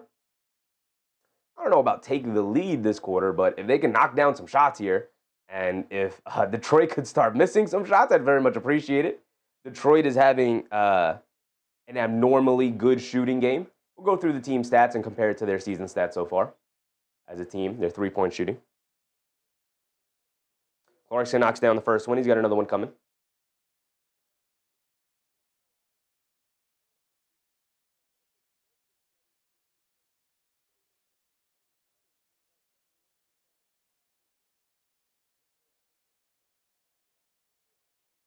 Clarkson knocks down both. 45-30, 15-point game. And Karis LeVert will bring it down against Mo Diawara. LeVert has it on the left wing. Coming to his right up the Paul Reed screen. Pull up 3 for LeVert. Comes up short. Battle on the glass. Rebound knocked into the air. Kolek picks it up. Bringing it down. Kolek swings it out to Josh Hart. Josh Hart back in the game. Swings through to his left. Bully ball his way to the rim. Ball away jumper. Can't get it to go. Robinson battling on the glass. Can't hold on to it. Here comes LeVert bringing it down the other way. Leaves it off of Green. Green head down to the rim. Just bully balls his way to the basket past Mo Diawara. Mo Diawara having a very ineffective game here tonight. You need to step up, Big Mo. Josh Hart crosses to his right. Cross-court pass to Clarkson. Clarkson catches it on the run. Pulls it back out against Ron Holland. Now driving to his left. Leans in. Ron Holland picks his pocket. Jordan Clarkson, an abject disaster. And now here comes the Pistons. Bullet pass inside the Paul Reed. Goes up layup. Left-handed. Can't get it to go. Battle on the glass with Kolek. Can't keep it. And now Kolek trying to gather his troops, man. Shout out Tyler Kolek. Jeremiah Williams, what's up, Jeremiah? Lock in. I got Clarkson over 7.5 points. You might get the 7.5 points, but it's not going to be an impactful 7.5 points, I'll tell you that. Jalen Brunson going to come back in. Robinson going to come out. Huck Porty going to come in.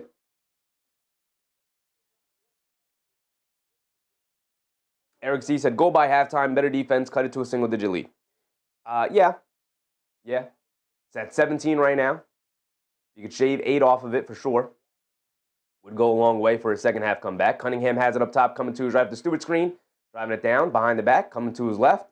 Head down, step back, fall away midi over Shamet. Comes up short. Josh Hart with the rebound, bringing it down the other way. Josh Hart leaves it off of Brunson. Brunson a pull-up 3. Too strong, can't get it to go off the back of the rim. Here comes Cunningham off the rebound. Brunson, another good open look he couldn't knock down. And then a foul on Brunson. Out on the perimeter. Mark said, going to have to regroup at halftime. They're going to have to get it close by halftime first. Regrouping by halftime, if you're down 20 plus, ain't really going to help you.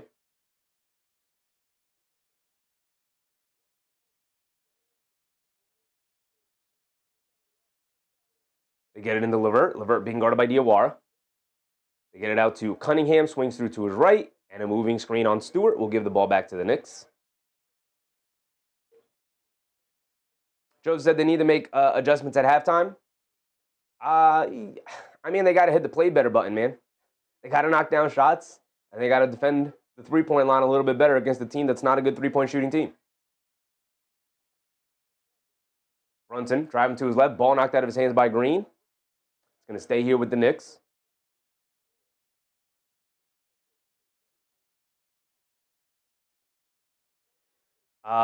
Michael said Pistons know how to blow big leads. I haven't seen the Pistons blow a ton of big leads this year, but I'll take your word for it, brother. I haven't seen the Pistons do that personally. They get it in the Huck. Huck Porty takes the handoff, keeps it, coming to his left, shot clock winding down. They hand it off to Mo Diawara. Dribble pull-up three over Cunningham, way off at the top of the backboard. Doesn't even hit rim. Hit backboard, no rim.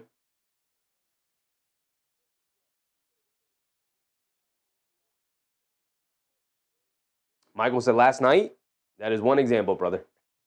That is one example. That is definitely not something that is a trend. That is something that is an anomaly. Stewart hands it off to Cunningham, and a moving screen on Stewart. That's two in a row. That's absolutely a moving screen, by the way. Obviously, the Pistons not happy with the call, but that's absolutely Stewart hedged out and bumped Shamet as he was coming through. Shamet tried to get skinny on the screen.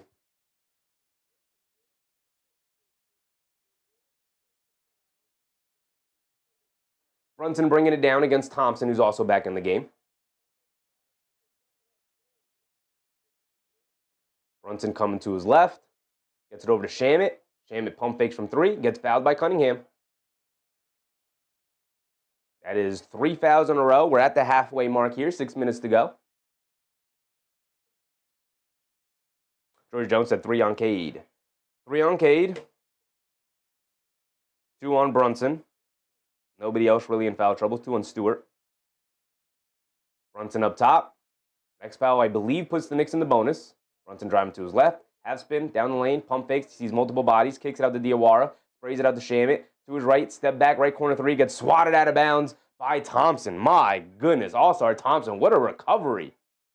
My goodness, Thompson.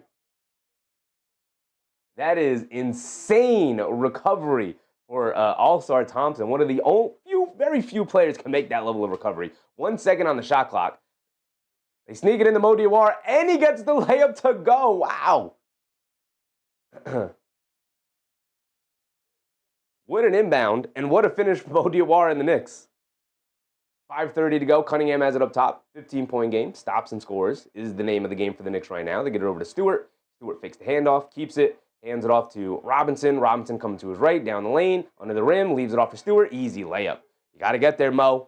You got to get there, Mo. Huck Porty does a good job coming over for the help. You got to slide right in front of Stewart and not allow that pass to get through, man. That drop-off pass is by Mo Diawara. Can't allow that to happen. Brunson gets it over to Josh Hart. He's got a lane to the rim. Gets grabbed, ball knocked out of bounds. Josh Hart upset, wants a foul call. He doesn't get it, but it's going to stay here with the Knicks at least.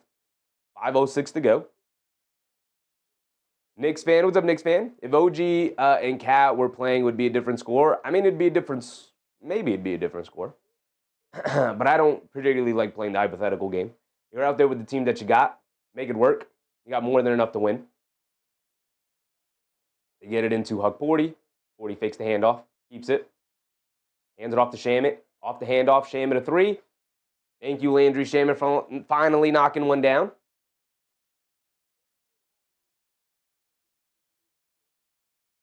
Dom Anthony said, Knicks can make a joke of themselves very quickly. They can. They for sure can. Cunningham on the left wing. Coming to his right. Bridges picks up Cunningham now. They lob it down low to Harris. And defensive 3 seconds on Huck. And a free point for the Pistons. Come on, Huck. Huck having a very unimpactful night tonight, man.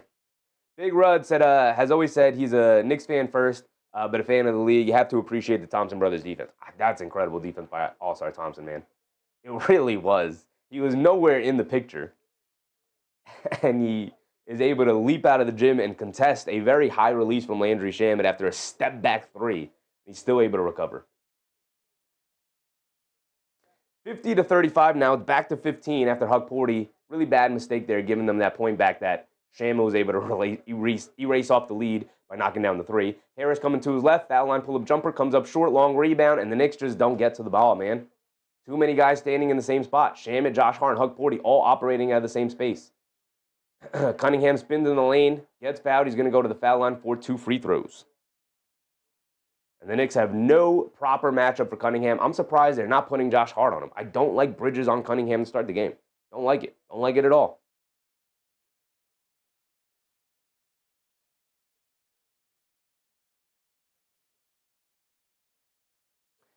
Michael said the Pistons have blown big leads twice this week? Really?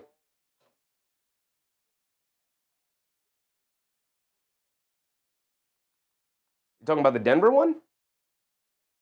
I don't know if I'd consider that one a big lead. I guess it was. Denver's really good. Denver very rarely gets blown out, if ever. So yeah. The Knicks, on the other hand, they've gotten blown out a couple of times already this year. So a little bit of a different ball game there. The Knicks, it sounds like they are going to use their challenge here on this foul call. Not sure if I love that foul call there, or that challenge there, I should say. Hey, look, man, if you're feeling bad about the Knicks score, the Celtics are getting smoked by the Heat in a game that, like, the Heat are way worse than the Pistons, and the Celtics getting smoked out of the gym, down by 19 halfway through the second. About the same time, same thing going on between two teams tied for the second thing, right? Are the Celtics absolutely awful and an embarrassment to the league? Or, sometimes you just have some of those nights. Sometimes the injuries just catch up to you. Sometimes you just get beat by a good team because they're knocking down threes at a rate that they normally don't knock down threes.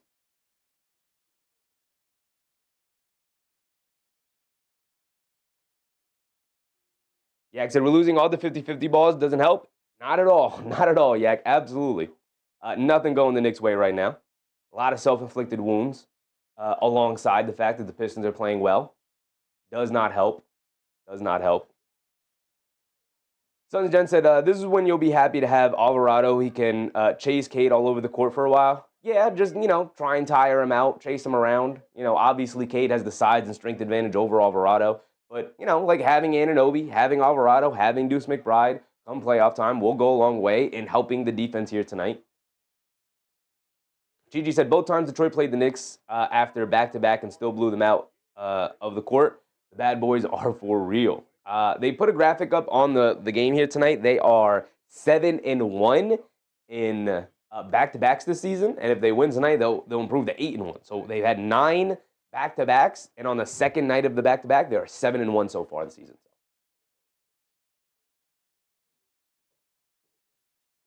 Michael Rogers, 3 fouls on Bridges. Might be part of the reason why he's using his challenge here to try and get that foul called away from him. So even if they still keep it a foul, they didn't show us the replay before they went to commercial break. They got to sneak in as many commercials as possible. But before, even if they change the call and change the foul call to give it to a different Knicks player, and he still goes to the foul line for 2, it'll take the foul away from Bridges. That might be part of the reason as to why they're using the challenge here.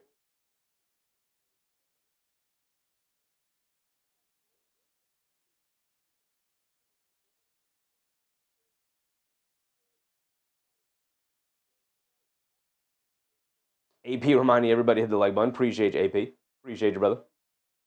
Bridges has to be on the to-do list in the offseason. I don't know, man, if he has another historic or another heroic, I should say, successful challenge. What is a successful challenge, though? What does a successful challenge mean? The ball go to the Knicks. Who had imminent possession? I'm not sure. Broadcast too busy, commentators too busy telling jokes with each other to relay this information. Nobody had imminent possession. We're going for a jump ball. Knicks win the jump ball. All right, here we go. Bringing the ball down, Jalen Brunson is out there with Bridges, Shamet, Hart, and Huck Porty. Get over to Bridges. Bridges gets it over to Huck.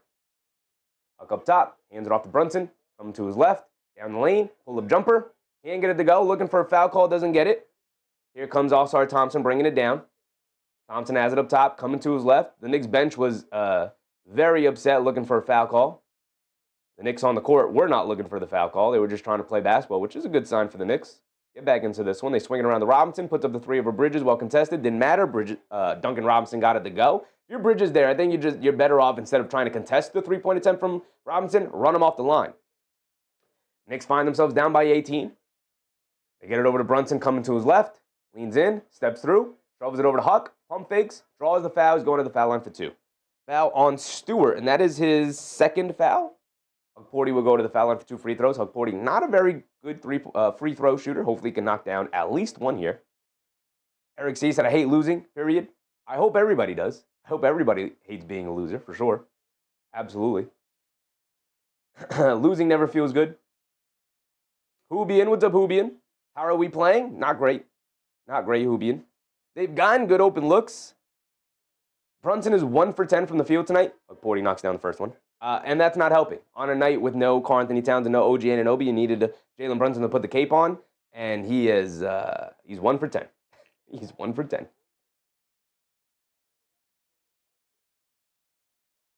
Joe said, I love when the benches get involved. Huck knocks down 2 perfect free throws, by the way. It's a 16-point game. As poorly as Danish Jenkins just beats the Knicks down the court, flips it up at the rim looking for a foul call. He doesn't get it. And then Hugporty, you got to get a better outlet pass, Huck. Danish Jenkins flies into the crowd. It's a 5-on-4, man. It's a 5-on-4. Robinson comes in for Hugporty for the final 3.5 minutes.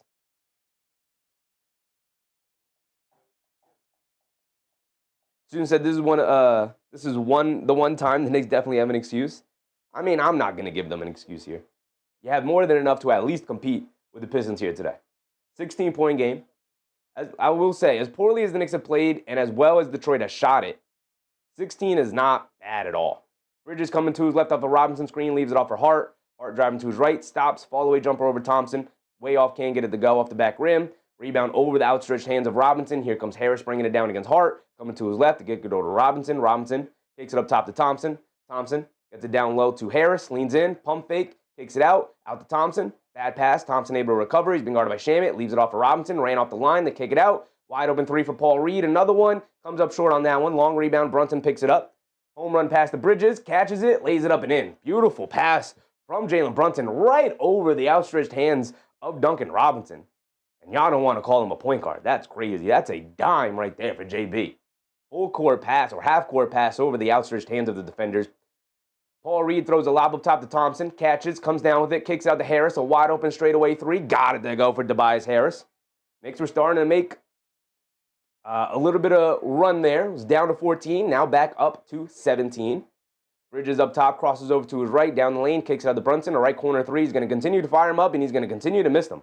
An absolutely horrific shooting night for Jalen Brunson tonight. They throw it down low to Thompson, who beats Brunson down the court. Somebody got to get back to protect the rim, and it's up to 19 again.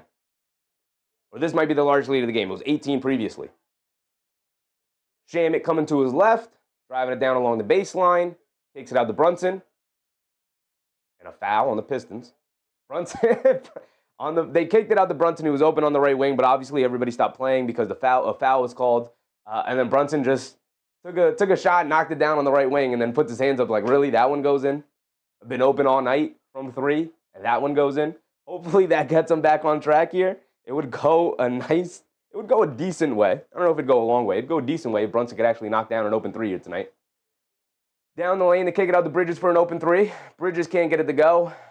And open 3 after open 3 for the New York Knicks. Flying off the back of the rims here. Harris has it in the right corner. Got Josh Hart in the post. He's waving everybody off. He's going to go one-on-one, backing him down, leans in, fall away, looking for a foul, doesn't get it. Josh Hart with the rebound, pushing the pace the other way. He's going to put his head down, go all the way to the basket, layup, gets swatted out of there by Thompson. Josh Hart looking for a foul call. He doesn't get it. Here comes Duncan Robinson, bringing it down the other way against Robinson. Pull it out to the three-point line. Quick crossover to his right. Picks up his handle. He's got nowhere to go. Takes it out to Jenkins. Jenkins pass fake, driving to his right, leans in, pump fake, fall away midi. Got it to go for Danish Jenkins. And it is a 21-point lead with 58 seconds to go. Lead has gone the other way. Eric C said, well, I won't make excuses. They're playing bad. I just want to see effort. They'll go a long way. They are showing effort. Just getting outplayed.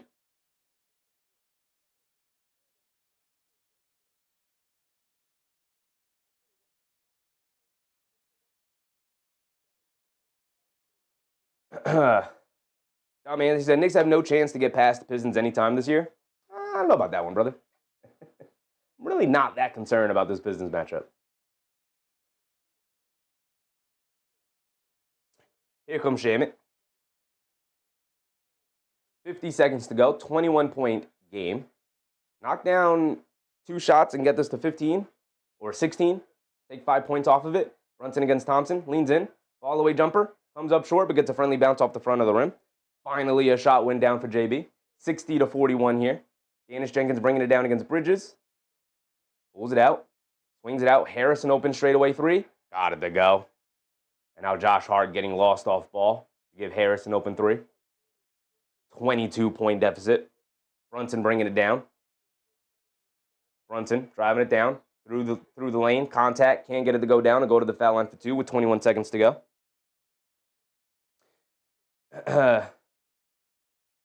Gigi said, let's stop with the we don't have Cade and OG. They're getting blown out. They have JB, Bridges, Robinson, and Hart. No excuses for getting blown out. I'm actually with Chichi on this one. No excuses for getting blown out. Listen, if they were down 15, 14, something like that, I'd be like, yeah, they're down. That sucks. But don't get blown out by 20 here. You got more than enough to at least compete.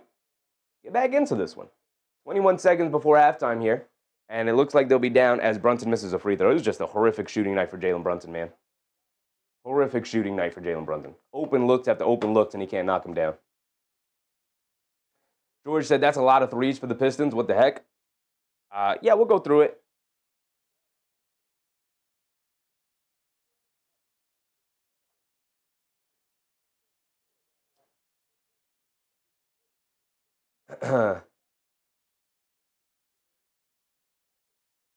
Joel said we're going to do it again. Yeah, the Knicks-Pistons matchup for the first game coming out of the All-Star break. So both teams should be rested and healthy going into it. So that'll be a fun game to look forward to. Brunson does at least knock down the second one. It is a 21-point game. The Pistons will probably hold it for the final shot of the quarter here. Danish Jenkins bringing it down.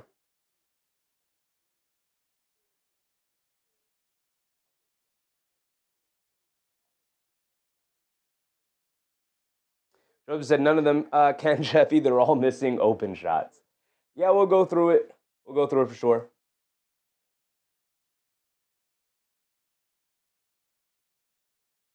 Young On said no defense equals many threes.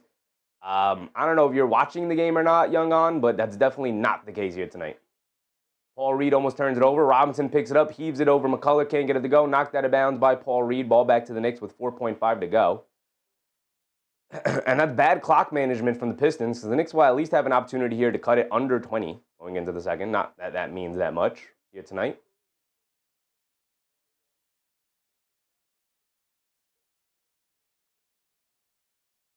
Bruce Fowler said, I'm confident the Knicks will make a decent showing in the second half. They better, man. They better. They absolutely better. Josh Hart will inbound it with 4.5 to go.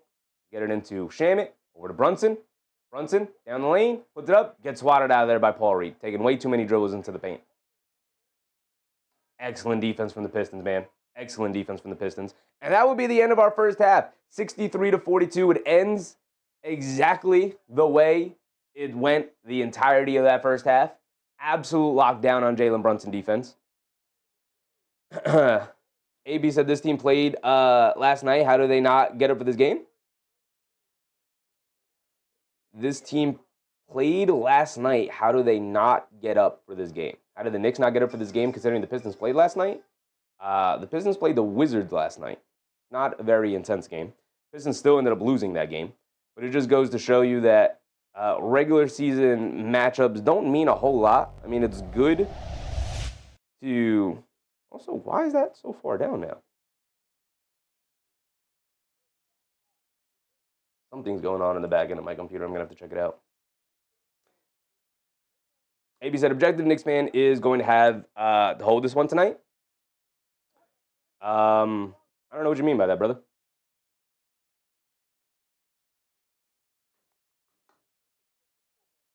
Let's take a look. Celtics down by 21 at halftime. Knicks down by 21 at halftime. Pretty hilarious. These teams just continue to mirror each other right now. AB said, how did the Knicks not show up for this game? They're showing up, brother. They're playing hard. They're just getting smacked up right now. Nothing going their way. Nothing going their way. Let's take a look at it. Start with the team stats. And Detroit made 10 of 18 three-pointers in that first half. That is a 5-3 differential in terms of makes. That is 15 points right there. So if the Knicks knocked down their open threes, or if the Pistons missed a couple of their contested threes, namely 2 threes by Javonte Green, get me crazy, very contested in the corners, one of them fading out of bounds, and he still knocked it down.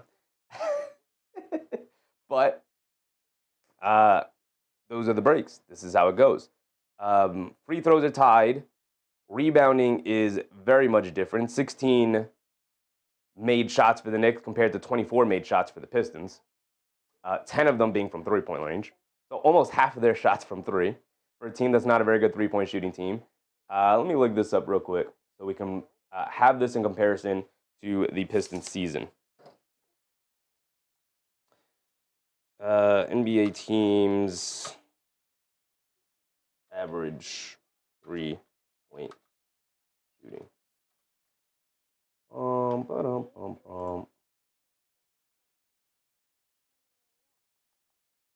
So if we pull this up on NBA.com and we have three-point percentage, open this up, guys. Let's open this up. This ranks teams three-pointers. Well, this ranks three-pointers made in total. I want three-point percentages. A team. The Knicks are 3.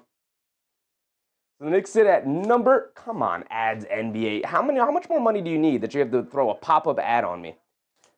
The Knicks are number 3 at 38% three-point shooting as a team. 38% three-point shooting as a team. 3rd in the NBA as a whole. Denver's 1, Milwaukee is 2. New York is at 3. Detroit is all the way down here at 22. So you want to know the differential here? The differential really comes down to the fact, which is that number? That's number right here. All right. So it comes down to the fact they are a 34.8% three-point shooting team. So let's call it 35. And the Knicks are a 40. Knicks are a 38. So the difference is that the Pistons have made their shots, and the Pistons have made their contested threes, and the Knicks have missed their wide open ones. Mark said, I hate Stan Van. He's the absolute worst after Reggie. Yep, I agree with you. I don't think Stan Van Gundy's very good at game commentary. Reggie Miller, I think, is truly horrendous. Whether he's calling Knicks games or not, I think he's just truly horrendous at commentary, man. I don't think he's good. Either way. Rog D guy, what's up, Rog? A few adjustments, better execution for the next 2 quarters. We can do this. They could definitely get back into the game, but you're putting yourself behind the 8 ball to go up against a really good defensive team here.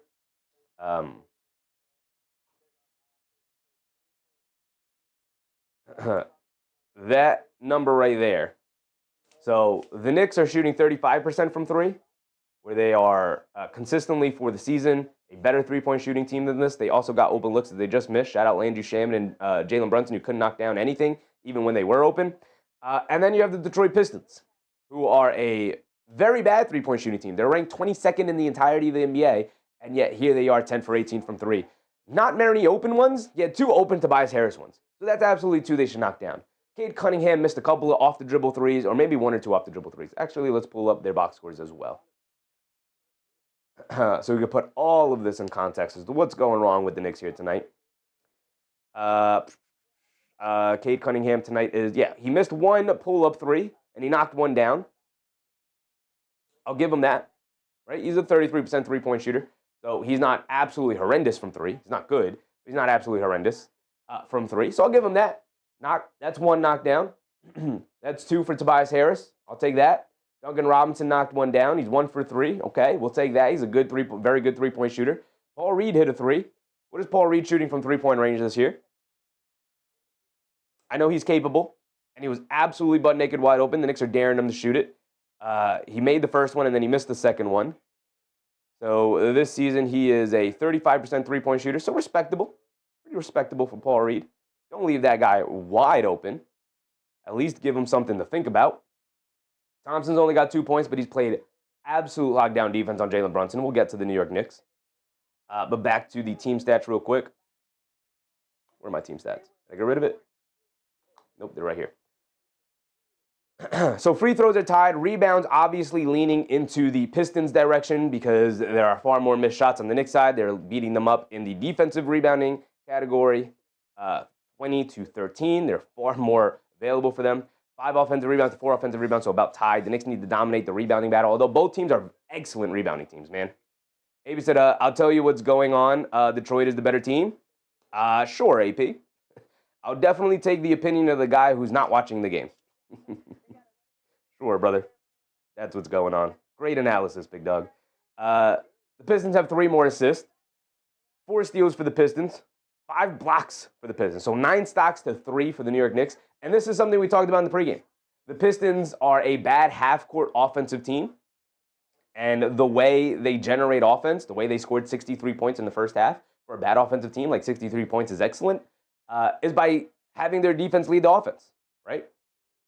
Getting stocks, getting stops, getting steals. It's not also just like getting steals and getting blocks. It's getting stops, right? Get stops, grab a rebound, push the ball down the court, take advantage of your offense. Take advantage of the fact that your defense is allowing your offense to force the other team to not be able to set up their defense. And then take advantage of certain mismatches all over the court. The Fleas, what's up, Fleas? Shaking my head. Yeah, it's one of those nights, brother. Almighty Alpha, what's up, Almighty? How you feel about James Harden went to Cleveland Cavaliers? I like the Cavs, but I don't know how I feel about Harden. Harden will help you in the regular season. Maybe he'll help you win a playoff game or 2. But come Game 6 or Game 7 of a must-win situation, don't expect anything out of James Harden. Expect him to go stand in that corner and, pee his pants a little bit. Joel Palin, what's up, Joel? Detroit not easy for the New York Knicks. Detroit's an excellent basketball team. They're 37-13. They didn't accidentally walk into that record. Yeah, said, I'm not giving up. Mitch needs to get going rebounding. He's been setting up under the basket so far. I think Mitch has been okay so far tonight. He hasn't been dominant so much. He's been fine. He's got 4 points and a couple of rebounds. But again, not a ton of defensive rebounds available for the Knicks because they're not getting a ton of stops because they're getting out and running. AB said, I still think Leon should be on the clock, and you would be wrong, brother. And you are in the very wrong minority. Raymond said, like I said, the Pistons should be open a burger shop with all of those butchers. Darnell, what's up, Darnell? Let's say the Knicks come back. This will test our defense, then control the offense. I think the defense was okay. Nothing to write home about. Again, down OG Anunoby, who is like the entirety of your defense. Not the entirety of your defense, obviously, but he is the guy that gets you going. He is the piece that makes the defense actually work. He is the head of the snake when it comes to defense. So without him, you're on your back heels, right? So you're on your back heels defensively, and then you're on your back heels offensively without Karl Anthony Towns and OG Anunoby as well. Your second and third options, you're down. Rika said, what happens to the Knicks now? They're getting smoked. Getting ran off the court right now. Total turnovers, 6-6. So the Knicks aren't even necessarily turning the ball over, but they're getting absolutely swatted a couple of times. A couple of great recoveries from All-Star Thompson here tonight. One on Josh Hart, one on Landry Shamet. Knicks fan said, of course you need your homies. You're scared of 1v1? I don't know what we're talking about. Charles Austin, what's up, Charles? Raymond said, a comeback is possible? A comeback is possible, And even if you don't come back and win that game, brother, don't get blown out. You got no excuses of getting blown out here tonight. None. Right? Losing the game, Sure. You're down Towns, you're down Anunoby, you're down McBride, you don't have Alvarado available yet. Sure. Lose the game. Not going to go crazy for that. Even if you lost by 10, 11, 12, whatever. I don't really care about a February 6th basketball game that much. Like, obviously I care because you got to win. But don't get blown out 2 games in a row against the Pistons, you know? AB said Mike Brown cannot this team out. Kind of missing Tom Thibodeau now. Maybe I was wrong. Brother, they're on an 8-game winning streak. I don't know what you're talking about, AP. Everybody conveniently got hurt. That's what happened. Conveniently got hurt. Karl-Anthony Towns has 1 eye available to him. Deuce McBride got surgery this morning. Conveniently got hurt. I don't know what you're talking about, AP. You live in some kind of fantasy world in your head where everything is done for a reason and everybody's miserable. I don't know what to tell you, AP. Conveniently got hurt is the most ridiculous thing I've ever heard somebody say about a guy with 1 eye and a guy who got surgery this morning. Conveniently got hurt.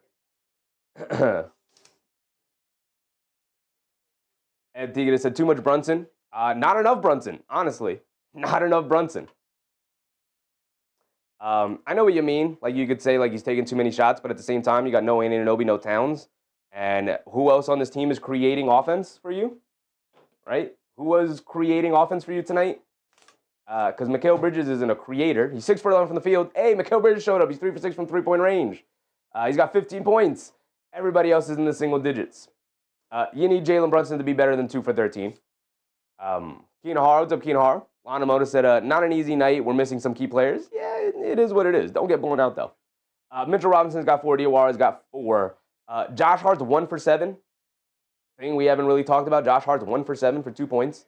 And then Jalen Brunson's 2 for 13. Horrific night. Also, he's 0 for 5 from 3. I'd say maybe 3 of them were wide open looks he should knock down.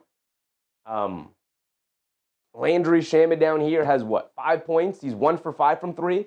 I think 4 of them have been wide open looks he should knock down, right? So I'm not saying he should be 5 for 5 or Brunson should be, 5 for 5 but he should be 2 for 5.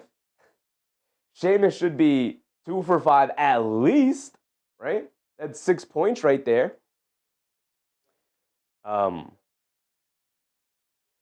Josh Hart had an open look. He's 1 for 7, though. Can't knock anything down right now.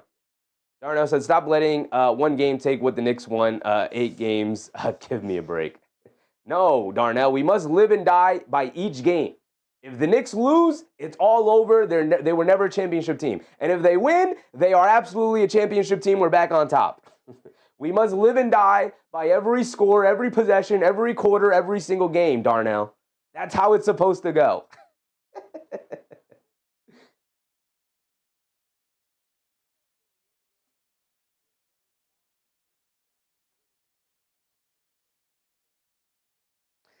Yak said, any look, add 4 threes, we will be close.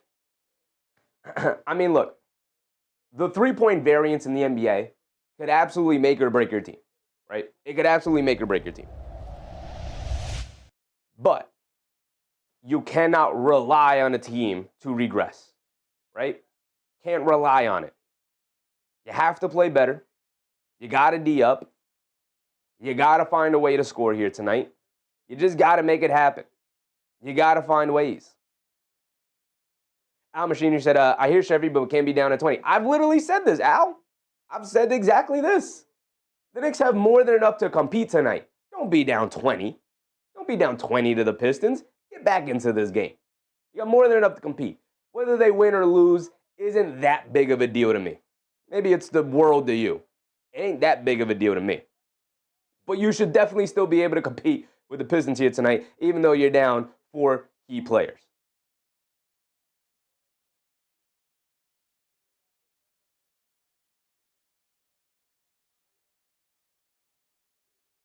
Gigi said, knew Hart was going to be fraudulent tonight after I saw him passing the ball to Porty. It is his first game back since the injury, obviously. But, yeah, he hasn't looked nearly as explosive, first game back. Celtics got the lead down to 15. Knicks, what you got for me? What you got for me, New York? Here we go. Start of the third quarter, and Bridges comes out and turns it over. Thompson picks it off. Not what I wanted to see. And the Knicks pick it right back off as well. Here we come bringing it down. Brunson down the lane, leans in, throws up a floater. Got it to go. All right. I don't know what's going on with my PC and why the GPU is jumping up like that, but I'll figure it out. Cunningham bringing it down. They get it over to Thompson. Thompson has it up top. Dumps it down low to Cunningham. Cunningham kicks it out to Harris. A straightaway three over Josh. Can't get that one to go. All right, you got to score. Now you got to stop. Can you get another score? I forgot to give the Knicks their score, by the way. Brunson dancing around a screen. Cunningham picks up Brunson. Step back, mid-range fall-away jumper. Got it to go for JB. Okay. Couple of back-to-back scores. You cut it to 17 here. What you got for me, New York? Thompson has it up top to get it over to Cunningham. Cunningham coming to his left, now coming to his right off a Stewart screen. Pocket pass to Stewart, middle of the lane, trying to bully his way to the paint. Gets blocked and gets fouled. So maybe they might call a jump ball there, but he gets fouled. He's going to go to the foul line for 2.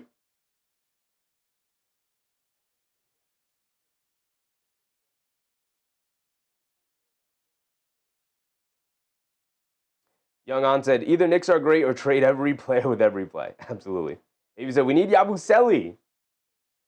Not bad. Not bad. He might help tonight. Stewart knocks down the first free throw off the back of the rim, gets a friendly bounce. Back to 18 it goes. DCL Love, what's up, DCL Love? Third quarter rising. Hopefully. Stewart knocked down the first one. Got one more coming. Keith, what's up, Keith? Hubian said, Yabu's doing well. He had a very good debut game against the Chicago Bulls, with the Chicago Bulls. I don't even know who they played, but he did a good debut game. Stewart knocks down both free throws. Back to 19 it goes. Brunson bringing it down against Thompson. Brunson dancing with it. Up top, trying to dance around the Hart screen. They get it over to Diawara. Back to Brunson. Brunson coming to his right. Dancing with it. Pump fakes. Steps through. No look pass inside the Bridges. Bridges pump fakes. Get tied up. Bridges spins. And gets the ball taken out of his hands by Thompson. Come on, Mikhail. Great defense by the Pistons, but come on, Mikhail. Pump fake, fly-by defense by Josh Hart, who comes up limping. Get him out of the game. You're done till after the All-Star break, Josh. Call the timeout, get him out of the game. Josh Hart comes up limping with a bad foot. Get him out. Brunson bullying his way into the paint, flips it up at the rim, can't get the layup to go. Great defense from the Pistons yet again, throwing multiple bodies at him. Brunson just doesn't really have an outlet. Josh Hart out there playing on 1 foot. Mikal Bridges can't hold on to the basketball. Battle for a loose ball rebound. The Pistons grab it. Cunningham is straightaway 3, can't get it to go. Diawara with the rebound. You got a rookie, Mo Diawara. You got Mitchell Robinson.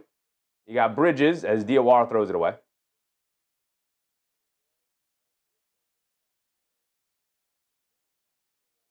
$9:30 to go.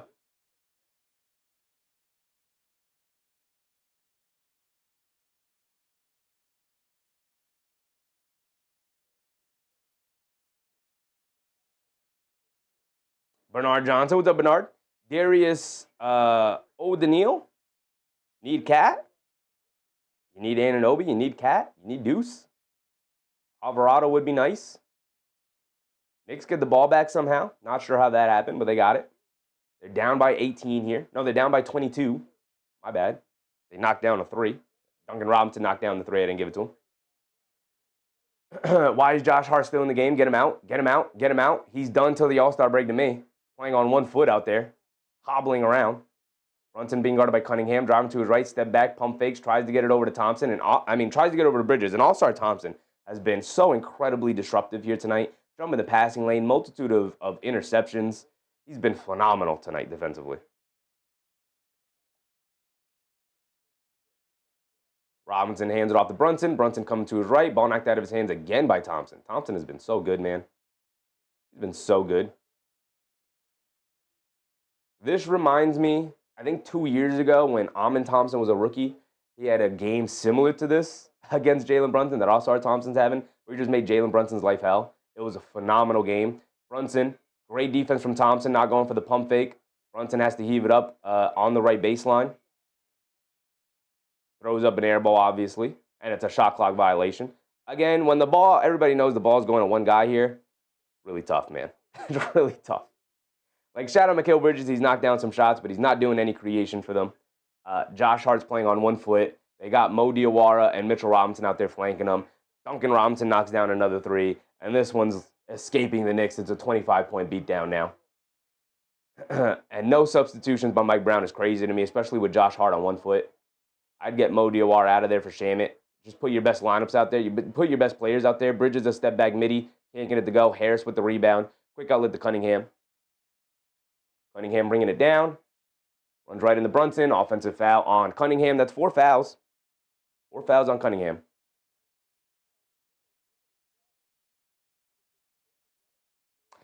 Eric said, I'm in Ed Ho. Damn, bro, I'm so confused. I don't know what we're talking about. Shout out to the chat.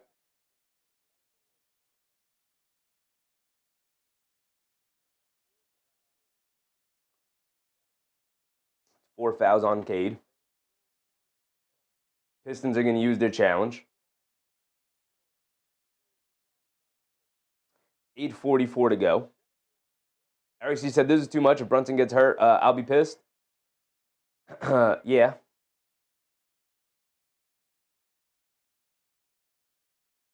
As soon as I saw Josh Hart come up limping, I'm pulling him out of the game. I don't know why we have to have him out there. It makes no sense to me. It makes no sense to me.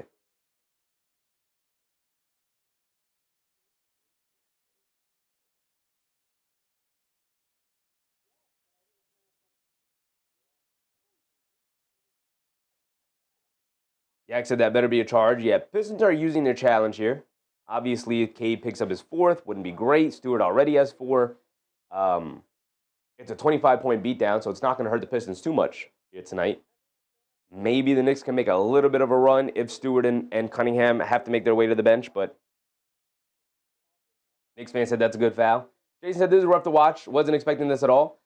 I had in the back of my mind that it might be possible. Knicks get blown out here tonight again, especially after all the injuries came out. It was like, oh, all right, they're really putting themselves behind the 8 ball here tonight with all the injuries. But like I said, they have more than enough to compete here tonight against the Pistons.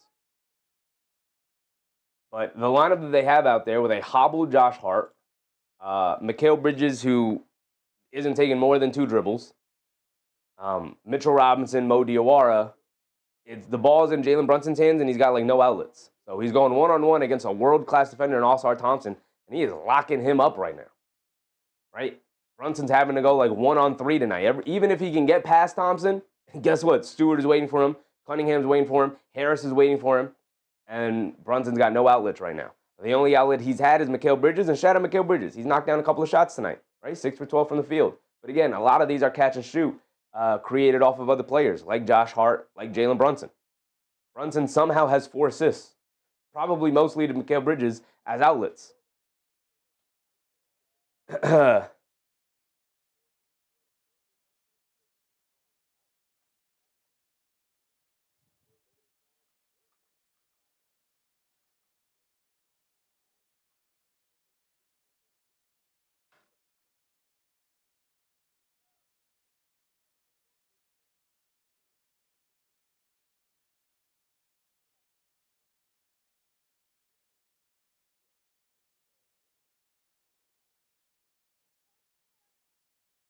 James said, at least JB, Boston has 24 of his team's 49. Oh, for Boston? Yeah, and they're getting back into their game. Well, not really. It's still 18. It's still 18. 67 to 49. GG said, so why coach not making any adjustments? Why not play him and Kolek together? That's a good question. I don't know. I don't got an answer, Chichi. I definitely think Mike Brown could be doing a little bit more to try and optimize his offense right now. Unsuccessful challenge. They have a 55% overturn rate, which is a really bad rate for challenges. The Pistons do a terrible job of challenging all the time. It remains a charge. That's 4 fouls on Cunningham. Bridges coming to his right, takes his dribble up, gives it off to Josh Hart. Josh Hart pump fake, spins, kicks out the Bridges. Bridges lines up a 3. Can't get it to go. Didn't expect it to go down. I don't expect much from you anymore. Mikal Bridges, you got your 15 points. That's around your average. I don't expect you to score another basket tonight. Harris backing him down. They kick it out to Robinson. Another open 3 for Robinson. Misses that one. Stewart the rebound. Right over the outstretched hands of Robinson. A floater from Harris. Got it to go over Brunson. Brunson tried to take the charge.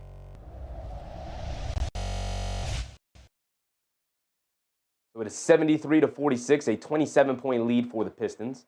Brunson is out there with Shamet. They got Shamet inside instead of Diawara. Probably should have started the second half with. Brunson to his right, step back, foul line, fall away jumper, can't get it to go. Battle for the rebound, knocked out of Robinson's hands, but Shamet able to pick it up, and it's out of bounds off of Shamet. So the ball will go back to the Pistons. Eric C said true. Off night for JB, though. Going to be book club sued. It might be book club. It might be book club. Darius said, are you happy or disappointed the Knicks didn't get Giannis? I'm pretty, I don't know if happy or disappointed would describe how I feel either way. I'm indifferent to it. I had never thought Giannis was going to be moved in season. Once they didn't trade for him in the offseason, and, you know, I knew, like, all right, the next time it'll come up that the Knicks might trade for him will come next offseason. So I was indifferent to it because I knew it wasn't going to happen. Never once did I buy into the idea that they would trade for him. Archie Gaming, what's up, Archie? Lax the fire truck. Fire truck, what's up, Lax? Mitchell Robinson not getting any boards today. Yeah, not really getting any boards today. 3 rebounds for Big Mitch. Not impactful tonight. All the way jumper from Bridges got it to go. Cool. This is Control Shift Escape.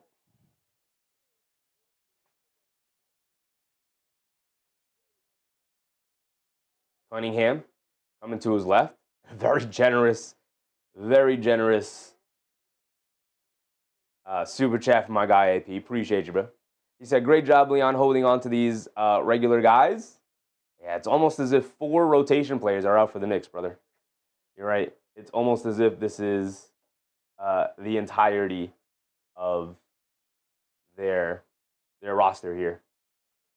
You're right. We should definitely make judgments based off of this game tonight that they're missing 4 rotation players in AP. Paul Reed gets the layup and the foul, Mitchell Robinson.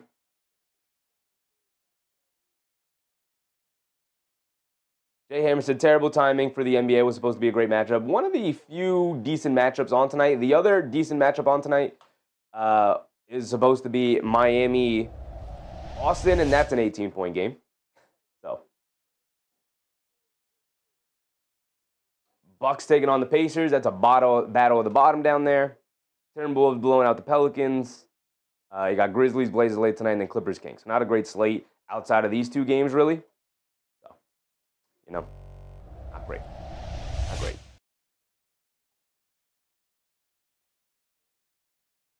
Paul Reed knocked down his free throws. 28-point lead, largest lead of the game.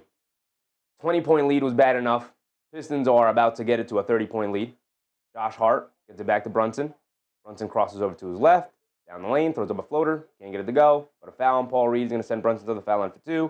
Again, even if Brunson in that scenario got past All-Star Thompson, but he gets past him, Paul Reed's waiting for him because there's nobody else in the game that they have to guard. You know?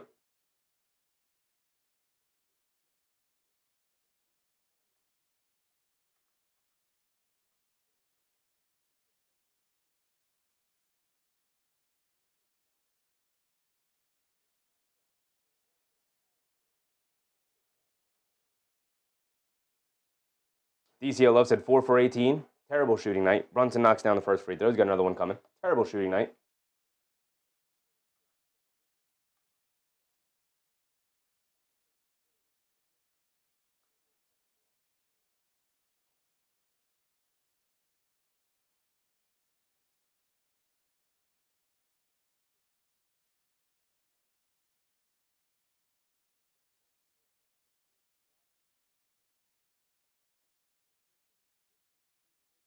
Oh man, he said same old Knicks. Same old Knicks.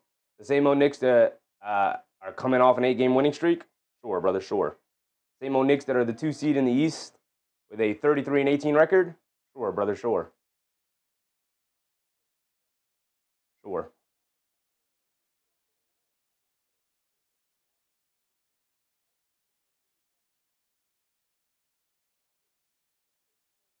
Jay said, I know we're missing starters, but this team scares the heck out of me. The Pistons? I don't think the Pistons really scare me. They're an excellent team, and it's going to be a dogfight come playoff time, same way it was last year. But, yeah, you'd like to see the Knicks perform better in the regular season for sure. They absolutely they're going to have another chance coming out of the All-Star break. They play again the 19th. First game after the All-Star break. Josh Hart knocked down a 3, so it's down to 23. They lob it down low to Paul Reed. Bullies his way past Robinson, misses the flip shot. And Robinson gets called for the foul. So Paul Reed's going to go to the foul line for 2 more free throws. Rogdy guy said, nice little run here. 23. They get it to 15, I might be interested.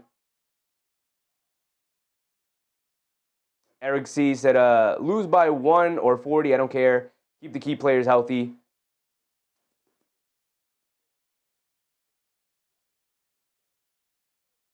Keep the key players healthy. Every other team does it. OKC suited up. Only 8 players the other night. Stop it.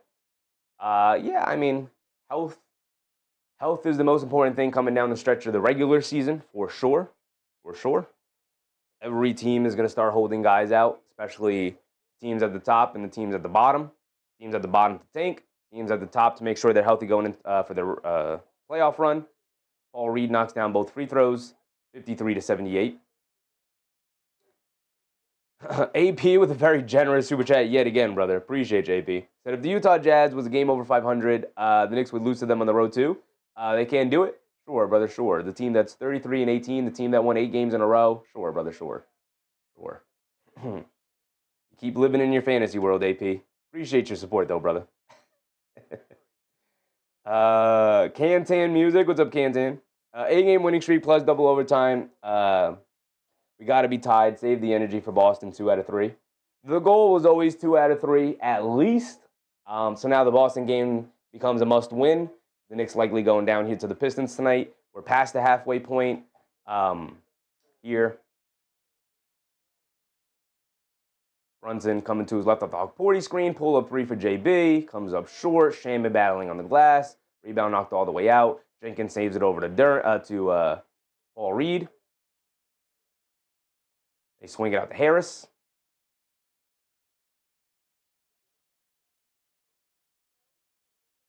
Keith said, when do we play Detroit again? February 19th, first game after the All-Star break. Thompson in the lane, pump fake, goes up, righty hook, can't get it to go down. Josh Hart with the rebound, bringing it down the other way. Josh Hart comes up limping again.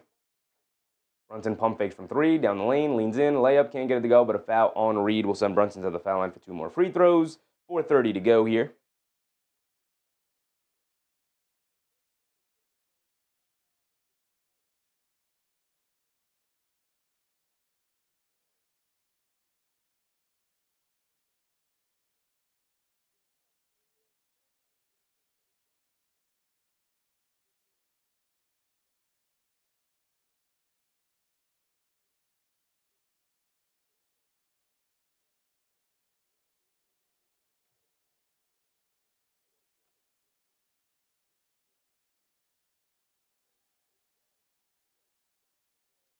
Brunson misses a free throw. He's got another one coming. G-John McCash. What's up, G-John? New York's overrated? Tonight is definitely the night. You can definitely say that, brother. For sure.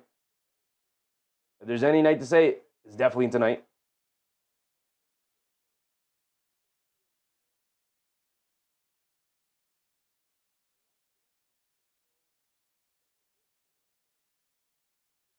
John Corley said, I don't think the Pistons played us at full strength yet. Who were they missing last time? Harris, a fall-away jumper over Bridges, got it to go. Brunson did knock down the second free throw. It is 80-54. This game's over. We can talk about whatever you guys want.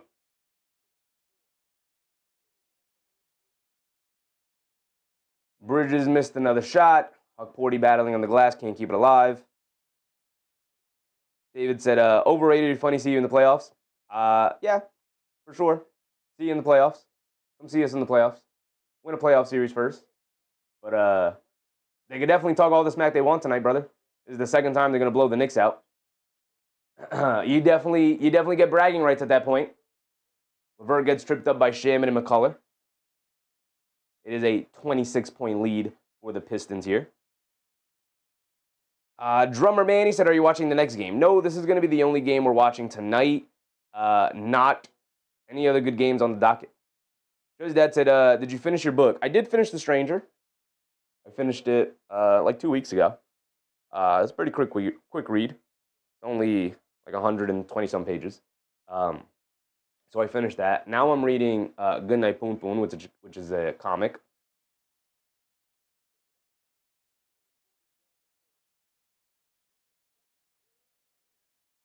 Danish Jenkins with a step back three, can't get it to go. Good boxing out from Huck. I got my timer ticking all the way down, but there's 3:30 to go. That said Sunday versus Celtics. Yeah, Sunday, Super Bowl Sunday. Still got a game to cover. Knicks taking on the Celtics. It is an early game. 3 from Brunson, can't get it to go. It's been an awful shooting night from Jalen Brunson.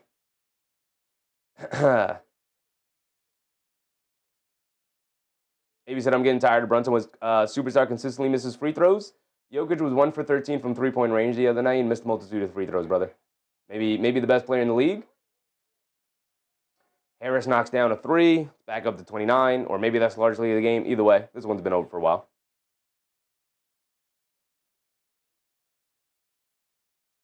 Just dad said, "My daughter reads a bunch of comics." I'll show you right now which comic I'm reading. It is an adult comic. It is definitely not for children. It's a manga, actually.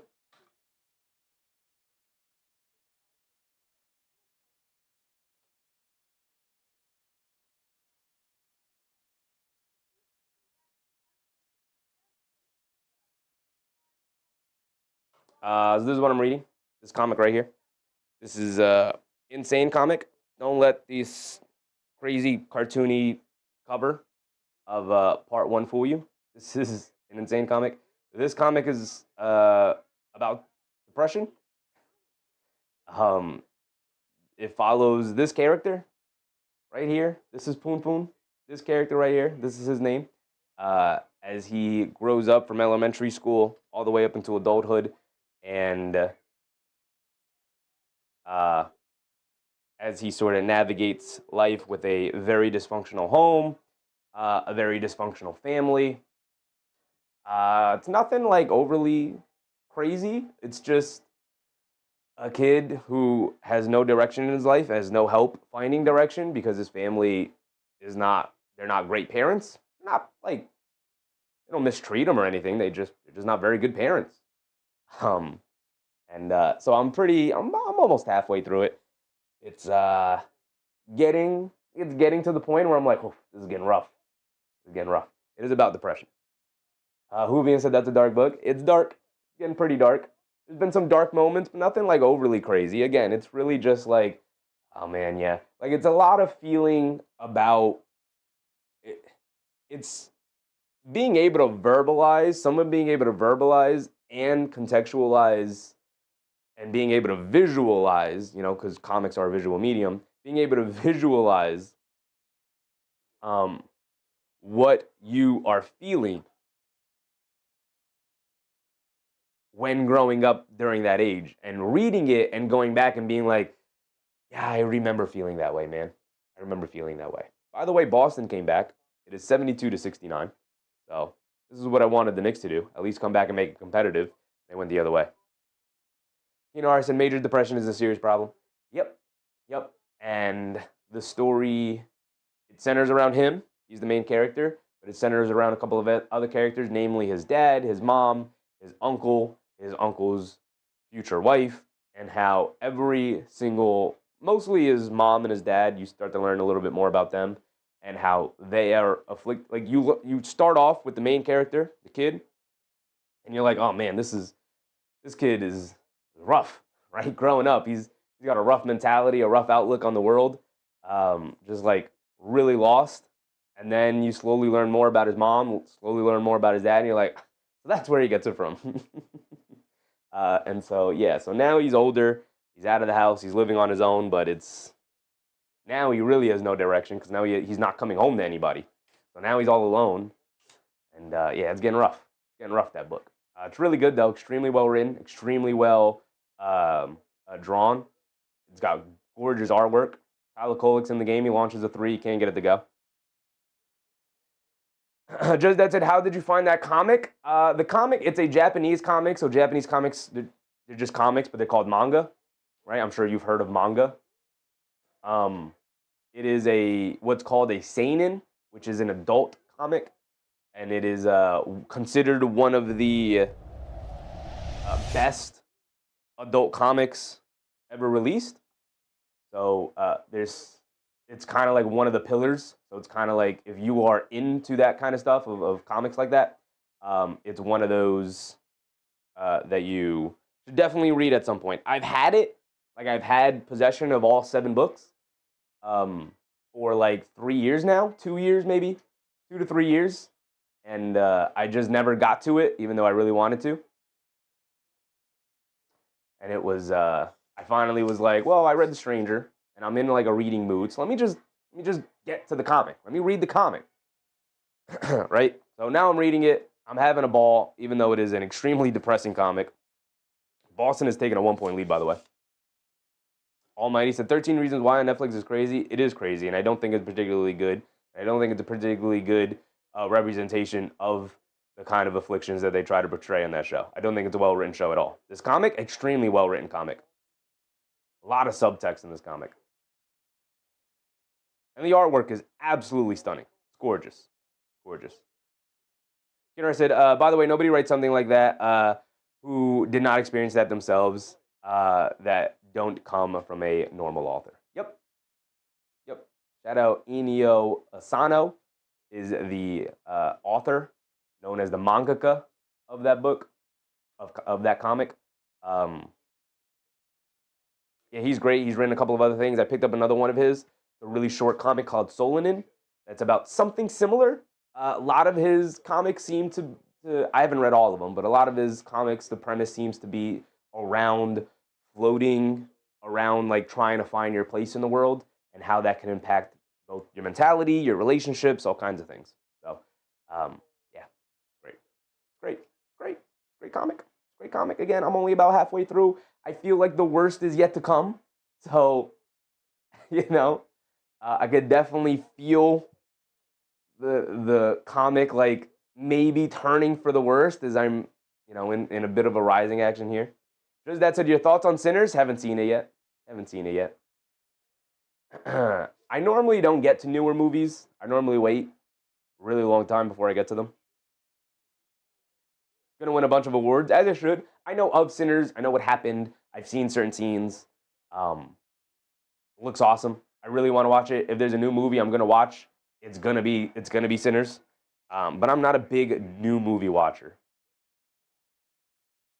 Danish Jenkins got another layup. He's torching the Knicks right now. McCullough down the lane, gets it over to Huck. Huck with a slam. It is 60-88. David M said, need a comic, a depressed Nets fan. Eric C said, Sinners was great. I know it's great. I do know it's great. Danish Jenkins is hooping right now. He knocks down another midi. It's on Prime. I know it's on Prime. I know it's available.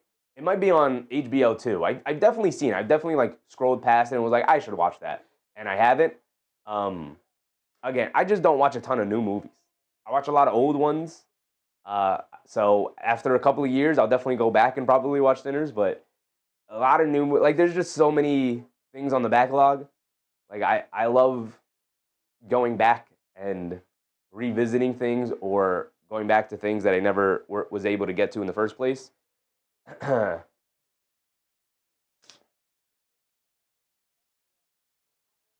for Holland. Throws up an air ball. Like, what do I have over here?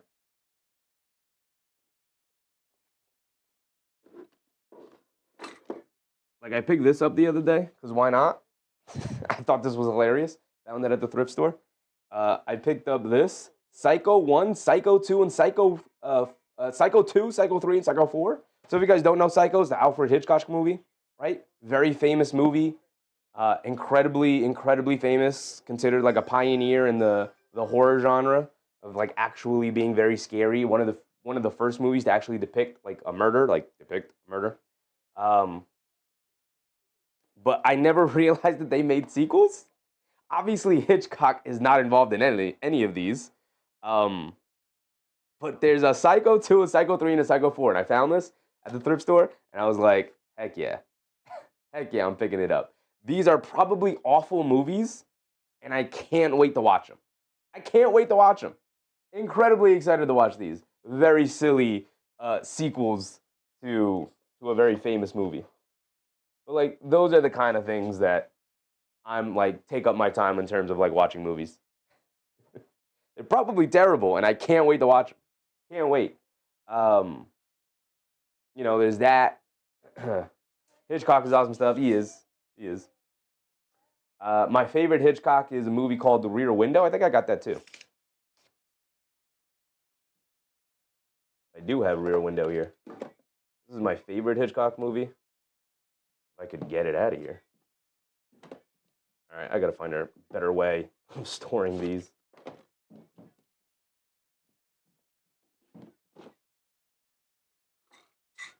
Move that there. This is my favorite Hitchcock movie. If you guys have ever seen it, Rear Window. Great movie. About voyeurism. I'm not gonna spoil it for you. This is James Stewart and Hitchcock. Magic. Horror. Rear Window is a classic with Jimmy Stewart. Yep. Radiant Grace Kelly. Shout out Grace Kelly. Yeah. This is probably my favorite Hitchcock movie. Maybe I gotta rewatch Vertigo. Maybe I gotta rewatch North by Northwest. Either way, Rear Window always just stuck with me. Just stuck with me. Right. Eric C said I'm a movie buff. Yes, sir, brother. Yes, sir.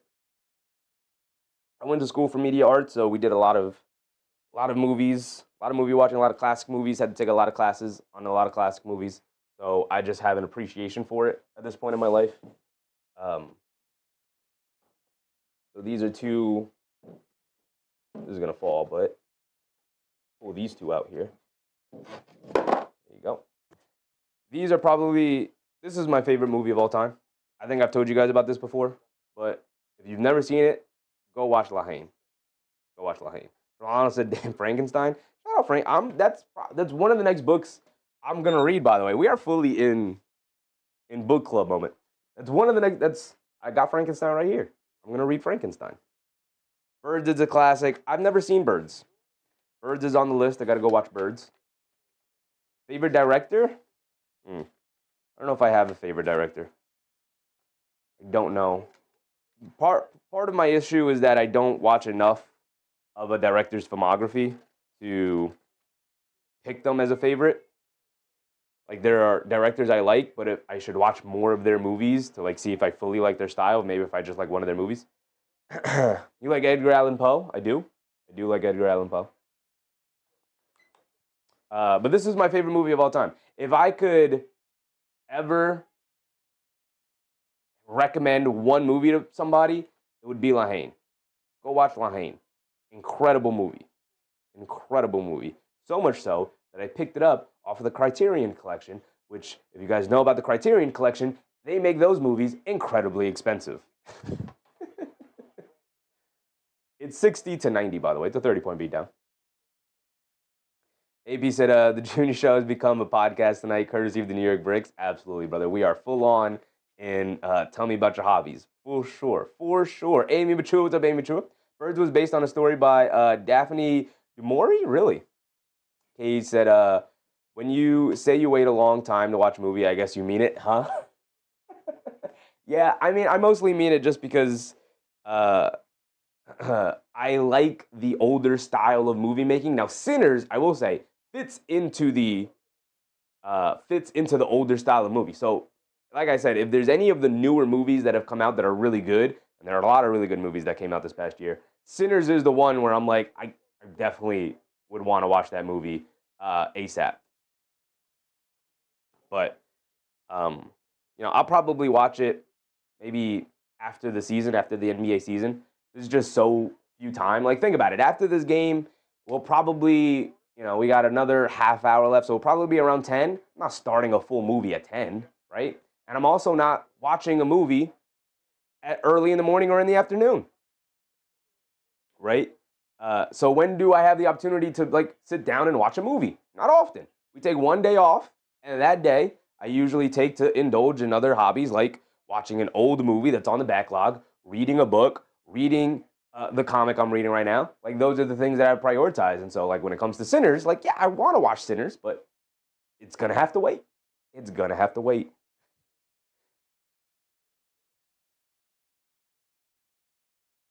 Jay Hammer said, "Put on a movie for us instead of the fourth quarter." I wish I could, man. I wish I could. This is the other thing I picked up. This is my favorite movie genre, my favorite movie style. So I had to pick this up. Film noir is by far my favorite style of movie. Just the aesthetic of it, the way everything is portrayed, the way the movies are shot, the way the characters talk to each other, the way the dialogue is written. Absolutely, absolutely love it. Also, I wanted Double Indemnity, and then I found this, and I was like, oh, perfect.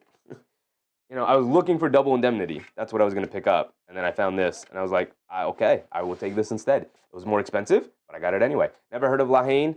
Yeah, it's French movie. Matthew Kassovitz. Matthew Kassovitz. La Haine means the hate.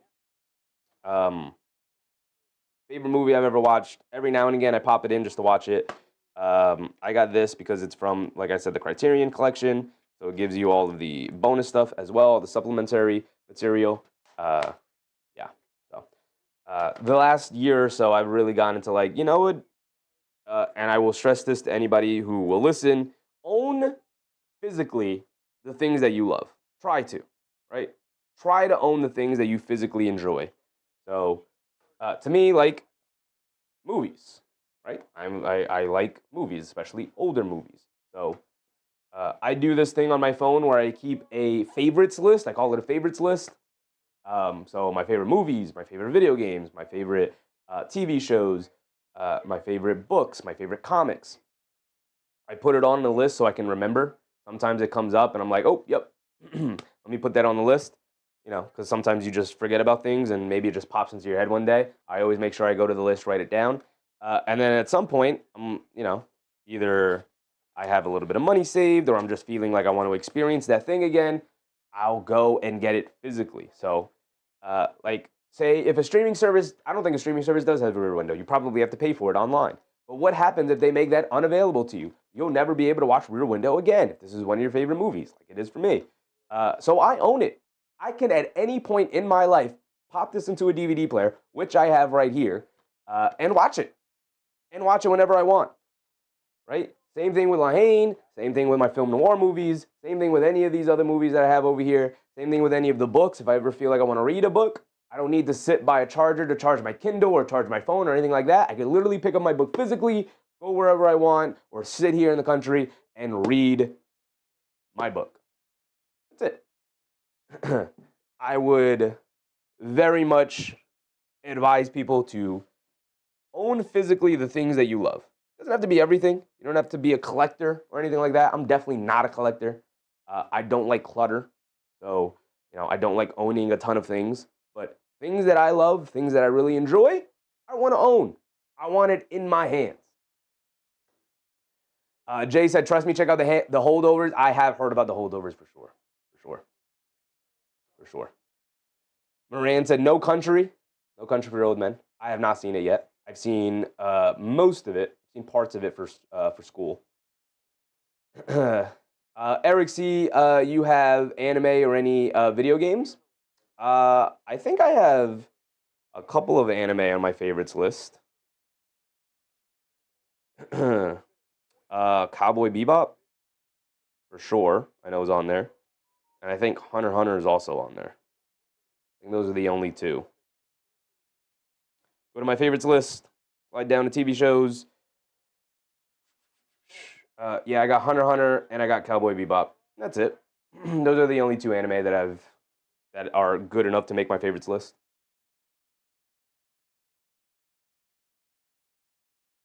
Kinar said the ending was very weak for No Country. I never heard that. Never heard about the ending. So it is 64 to 96, by the way. We're just gonna make sure. Take Howard said, waiting for the new Avatar DVD. That's a good one to get. A good one to hold on to. I'm not the biggest fan of the Avatar movies, but they're solid. AP said, shut up, I still buy physical discs. Me too, brother. Me too, AP. I'm all about physical media. I love physical media, brother. I love physical. I got all my DVDs over here that I need, and these are just the ones I pulled off the shelf over there. But I'm all about the physical media, brother. I advise anybody and everybody to own the things that you love physically. If you like something, if you like a video game, if you love a video game, if you love a book, if you love a story, if you love a movie, if you love a TV show, try to own that physically, whether it's Blu-ray or old DVDs like I prefer, or VHS, whatever the case may be. Eric C said, anyone here a gamer? I got some favorite games. My favorite game of all time is probably XCOM 2. Probably XCOM 2.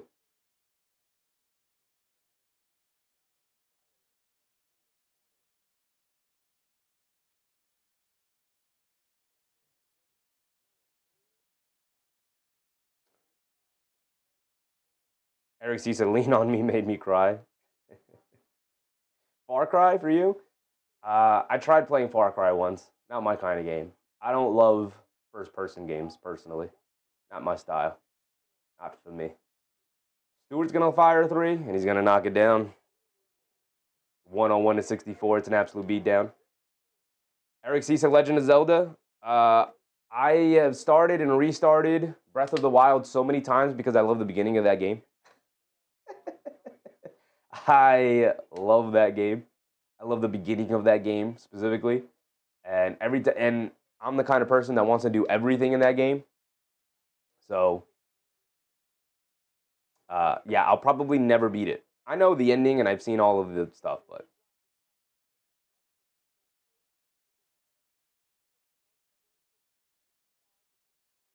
Steven said the original Scarface was made in black and white in the 1920s. Really, really. Also, we are in Jersey, so if you guys didn't know, put everybody onto this movie. Make sure everybody knows about it. Where is it? It's definitely here somewhere. Where are you? Here we go. If you live in the Northeast area, or if you're like me and you live in New Jersey, and it's one of the great movies of all time, On the Waterfront, you should absolutely watch. And if you live in Jersey like me, you should definitely watch it. This is like mandatory viewing if you live in Jersey, even if you live in New York, like I'm sure most of you do. Mandatory watching right here. Marlon Brando. It's a great movie. Who's the director? They don't need. They're like, hey man, come watch it for Brando. He's phenomenal in it. He's in his prime. 1954, On the Waterfront. It was filmed in New Jersey, in Hoboken. Right there, very familiar setting. If you're from that area, like I was growing up, it's great. It's great. Naughty Ghost, what's up, Naughty Ghost?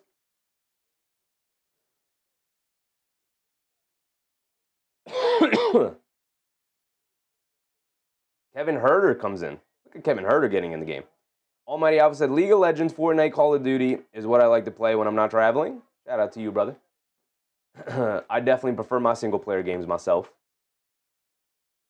Tammy, Lincoln Lawyer Season 4, binge, so good? Interesting. You know, I said Garden State was my hometown. On the Waterfront was the famous, I could have been a contender. Yes, it is. Yes, it is. Very famous scene.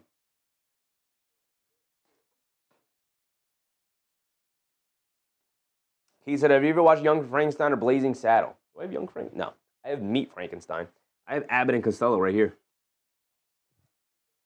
I have Abbott and Costello. Meet Frankenstein. As you can see, I love my old movies very much.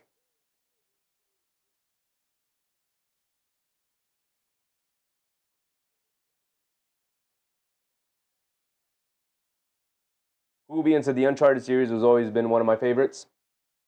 Uncharted was solid. I missed the boat when Uncharted came out because I had an Xbox 360. I didn't have a PlayStation at the time. Um, so I didn't pick up a PlayStation until PlayStation 4, and then obviously all three were already out, and then didn't and then played like the trilogy collection they had and kind of binged my way through it, and I don't know, kind of burned myself out on the series. It's a good series, but when you play them all back to back to back to back, it was kind of like, all right, I get it. It's good, but I get it.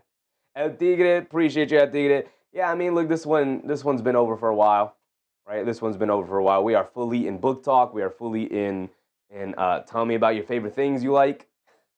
Tell me about your hobbies. This is where we at, man. This is where we at.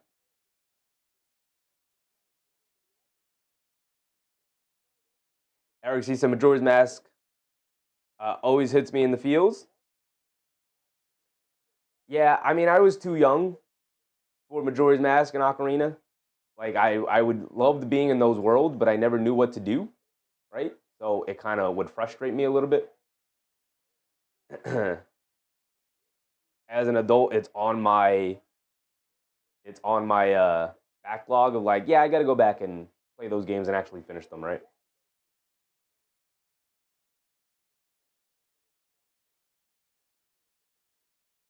Now, you guys said, so what have we learned, Knicks fans? Don't talk smack about a team that beat you by 30 until you get beat by 30 again. Sure, brother, but you want to see us in the playoffs? You got how many playoff series wins under your belt? 0? Cool. Cool, brother. Enjoy your regular season wins. Boston really enjoyed their regular season wins last year, big dog. See you in the playoffs. Darnell said, this must be happy days for the Detroit. Great game, family. Take my hats off. Yeah, I mean, look, you get all the bragging rights when you blow a team out by 30 twice in a row. But Boston also did something similar last year. Sammy said, can we do a Sheffy Crew in-person game? I'm so down. Hopefully in the future, for sure. Hopefully.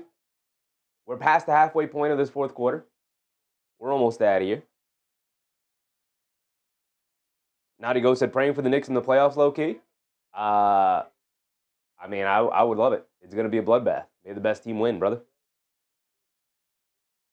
Almighty Elf said 1988 Pumpkinhead. Has anyone seen it in the chat? I have not seen it.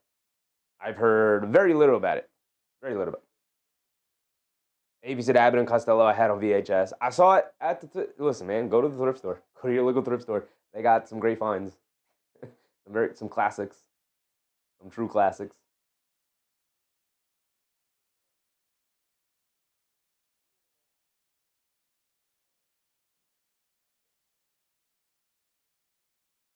Eric said, I hate that the game is over, but I love your community. Still having fun chatting. Keep it up, Chef. Appreciate you, Eric. We got to find ways. We got to find ways to keep this fun and entertaining. At this point, we're just hanging out watching a basketball game that has been over for a while, so we're just chilling. Just chilling. We can talk about whatever we want, right? When it comes to Knicks games, I stay to the very end because they're the Knicks. I'm going to stay to the very end. Other teams were out the door early. Keenan Har is out. Appreciate you, Keenan Har, for hanging out with us so far tonight. But, yeah, we're going to stay to the end. Hopefully, Miami can pull that game off against Boston. They were up 20. Now, Boston battled back. They're up by 191 to 90. We could actually do this. We could probably stay here. It wouldn't make a difference. Let's do this. Get all the way to the top. That game right there. There we go. All right, we're going to leave it on this screen for a while because we're going to make sure we keep an eye on that game. Make sure we keep an eye. Well, we don't have to keep an eye on this one. The Knicks are getting smoked. Down by what? 37? 36? Not great. Not great. Jay said, looks like Josh grabbed his left knee. Well, he was out with the ankle injury, so hopefully it's not anything. Hey, Hayes, I just want to see Dadier do something. I don't think he's ready to do anything this year. This season, I'm out on Dadier. I'm out on Dadier this season.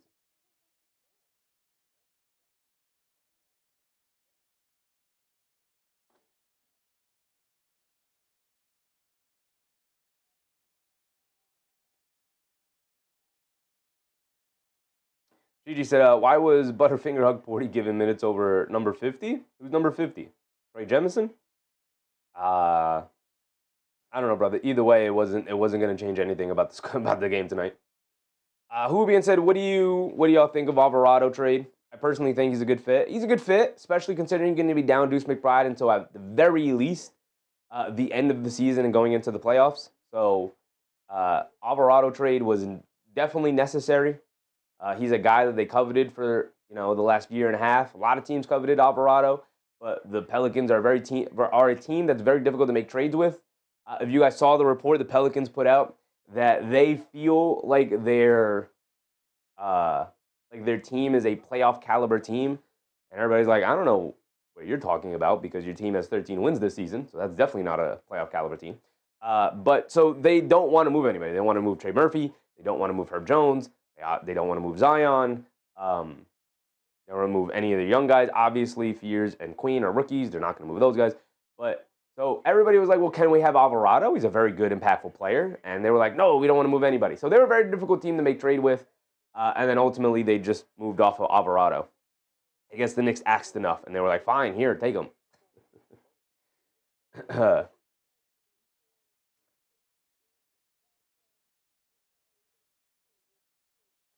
3:30 to go in the fourth. Heat Celtics. It's a 1-point game. Got to pull that off, Miami. Got to pull that off, man.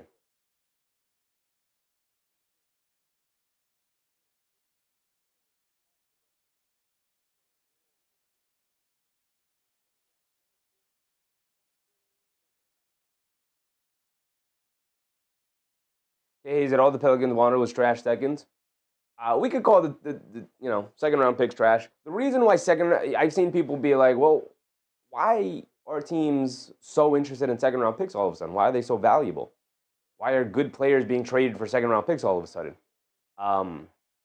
The reason is because first round picks, there really is no negotiating with the contracts. The picks are set automatically they're decreasing depending on the area you're picked.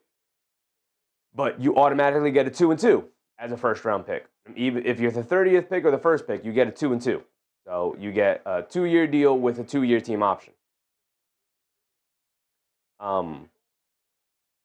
So you are in the line to have to pay that guy for approximately 4 years, right? And then you're also, after 2 years, they're going to be looking for a contract extension, a rookie extension.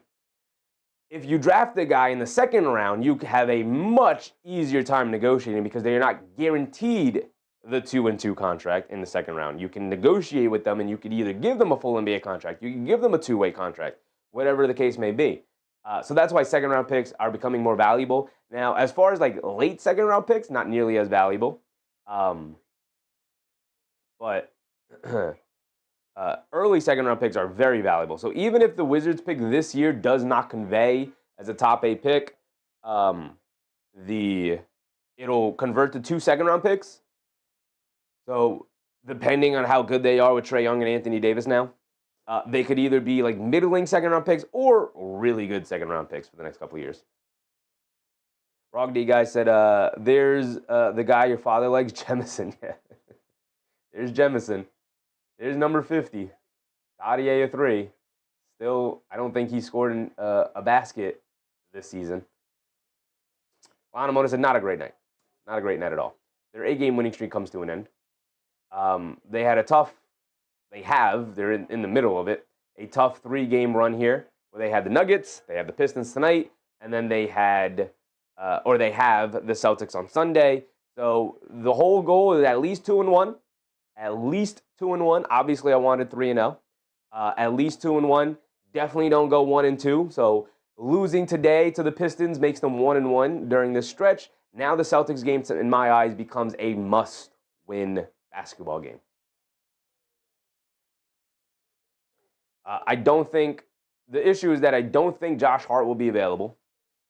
We'll see if Karl-Anthony Towns can see out of his eye and can maybe play on Sunday. I don't think so, but hopefully. We'll see if Alvarado clears his physical and and he'll be cleared to play on Sunday. And we'll see if Anunoby plays on Sunday, right? Definitely want to get to the All-Star break here.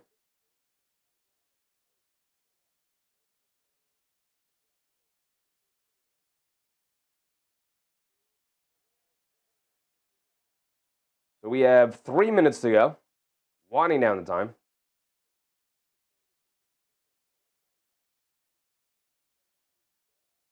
Who will be in said we can't win them all?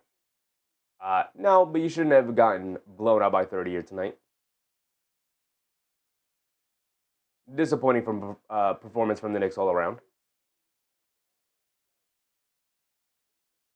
Cade said hopefully OG will be back. Very necessary for the Knicks. Without OG Anunoby, this is a not very good team.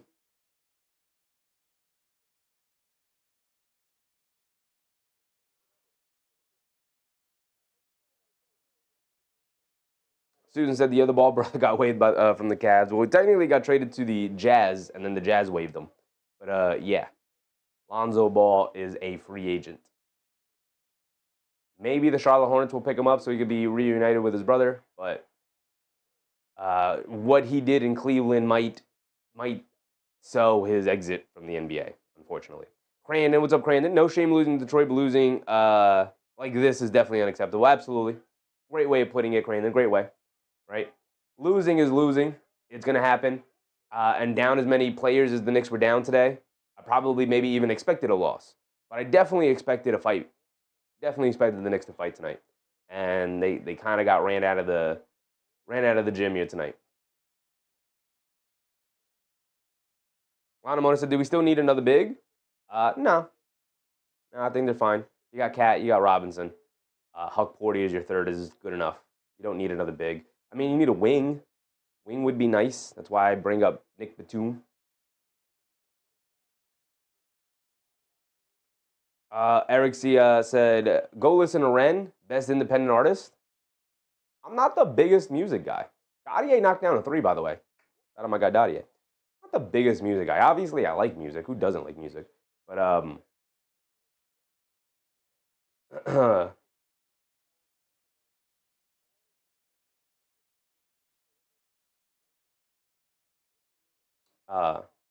yeah. When it comes to music, it's very difficult for me to get into new artists. Okay, he said Dadier finally did something. Now he's at the foul line for 2 free throws. Dadier, brother. Need something, man. Need some signs, man. Need some signs. Eric said, not just the video, not just the music. Watch the videos. It's art. What was it? Ren. I'll write it down, brother. I'll write it down.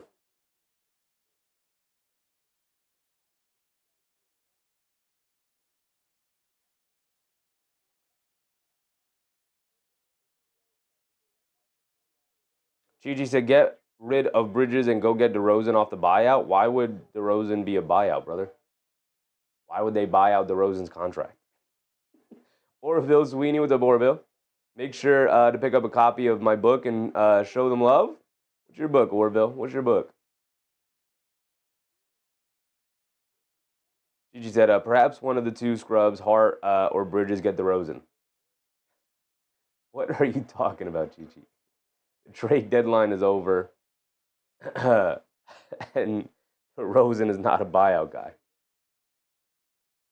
Eric said, you'll love him based on your book and movie choices, I promise. Appreciate you, brother. Appreciate the recommendation. I'll check him out. The boy who saved the recess, Orville? Sure, brother, sure. Knicks fan said, can't believe the Celtics came back. Yeah, I mean, they competed. They competed. As opposed to the Knicks tonight.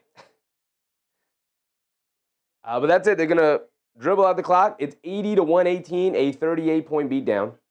Absolutely horrific here tonight. Horrific showing from our New York Knicks. That will end it. There's 40 seconds remaining between Boston and Miami.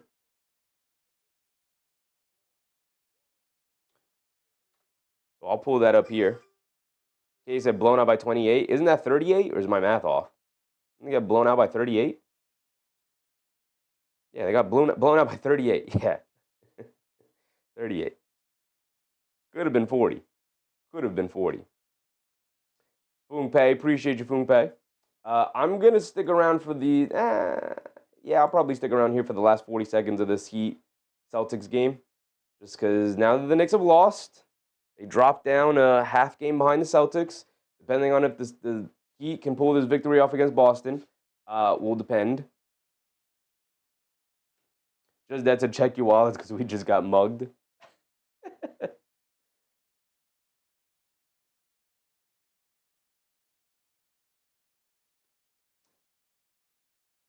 Okay, he said this is why Clarkson doesn't get minutes, by the way.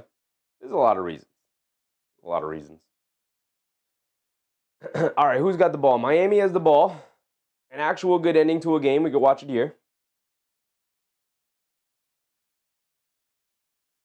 They get it into Davion Mitchell. 40 seconds to go. Miami has the ball. They're down by 2. Mitchell being guarded by Derek White. Down the lane, gets blocked by Derek White. A terrible drive by Davion Mitchell. Why would you do that? And it looks like Boston's going to pull off this victory. They're not going to foul. They're just going to play straight up. Boston will dribble out as much clock as possible. There's about a 7-second difference between game clock and shot clock. Derek White up top. Norman Powell picks him up. Trying to get it to Jaylen Brown. Bam does a good job denying him. Pull up 3 by Derek White. Can't get it to go. Rebound by the Heat. Excellent decisions to just guard straight up. Excellent decision. Eric said, thanks for your time, Chevy. Appreciate you. I'm down. Invite anyone here. Secretary screen credentials. Yeah, we'll figure something out. He choked a 19-point lead. They had a 20-point lead. It was over 20 last time we checked. A 20-point lead for sure. But yeah, choked a big old lead here tonight. Miami's got to help us out, man. Help us out, Miami. Help us out.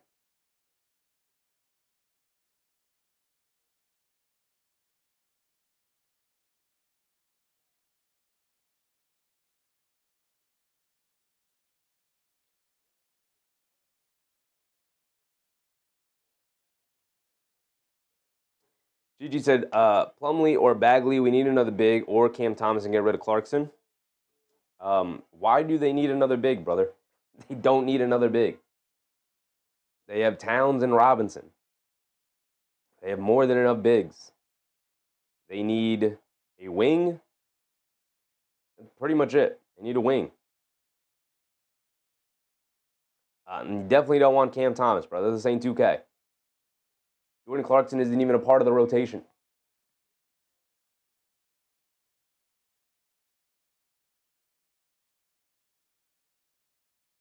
All right, so Miami will inbound it. If this goes to overtime, we'll end the stream here. We'll end the stream here. But if Miami knocks down a 3, we are in Boston Arena here, TD Arena. Bam, gets it into Wiggins. Wiggins is going to go one-on-one, blowing past Shireman, kicks it out. Davion Mitchell, corner 3. Can't get it to go. Knocked out of bounds. And it's going to go to the Celtics, and that's going to end it right there. And the Celtics will pull off the comeback and win.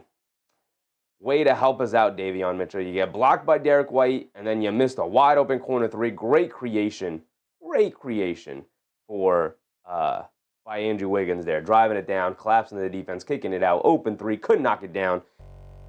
But the Knicks will fall to the 3 seed. They're now a game behind the Celtics. That the Celtics are going to pick up a victory against the Miami Heat here today. Would have went a long way if they would have been able to pick up a victory. But they'll have an opportunity to get back into the contention for the 2 seed on Sunday afternoon. Sunday afternoon, the Knicks play the Boston Celtics at 12 p.m., 12:30 p.m., early start time, Eastern time here. All these games are early. Obviously, it's Super Bowl Sunday. Surprised they even have games here today. But early game, it is an ABC game, and then ESPN game is Clippers-Timberwolves. Not a good game there. But Knicks Celtics, 12:30, so we'll be live at 12, live at noon here Eastern time on Sunday, Super Bowl Sunday. No stream tomorrow. New stream tomorrow. We do have an early Rockets Thunder game, but I don't want to watch the Rockets right now. Mavericks Spurs play again tomorrow, but we're not going to do a game tomorrow. We're going to take tomorrow off. We'll be live on Sunday. So, with that being said, I appreciate you guys. Again, shout out as always to the channel members who choose to support this channel with their membership. Shout out to all of the super chatters tonight. Thank you guys, as always. Extremely generous. AP, extremely generous tonight. Thank you, brother. Thank you. As always, multiple super chats, man. Thank you. You know you don't have to do that because I read all your comments anyway. Even though you can be an extremely annoying pessimist in the chat, brother. But you know I always respect your opinion, big dog. The high vibe was also very generous tonight. Drolano was very generous tonight. Very generous tonight. So I appreciate you guys for always showing support, man. Thank you guys very, very much. We will be live again. We'll see each other on Sunday. No stream tomorrow. Unfortunately, the Knicks made it a pretty no-show of a game. Like, we didn't really have anything to cover. We didn't have anything to talk about. I stopped updating the score. It says 69-103. The final score was 80-118. Despicable performance for our New York Knicks, but hopefully they bounce back on Sunday. They're going to need to when they take on the Boston Celtics. But obviously, the name of the game is get healthy, get to the All-Star break, make a run at the end of the year, get as good of a seed as you can get, make a playoff run, right? Make a championship run. That is the number one priority here. Health, get into the playoffs as healthy as possible, get to the playoffs playing well, playing good, playing together, make a championship run. That's the goal. So, with that being said, I appreciate you guys for hanging out with me tonight on a pretty dismal night, dismal performance from our Knicks, and we'll be back on Sunday for hopefully a much better performance. Good night, everybody. Remember to brush teeth before bed, stay hydrated, and I'll catch you on the next one. Bye!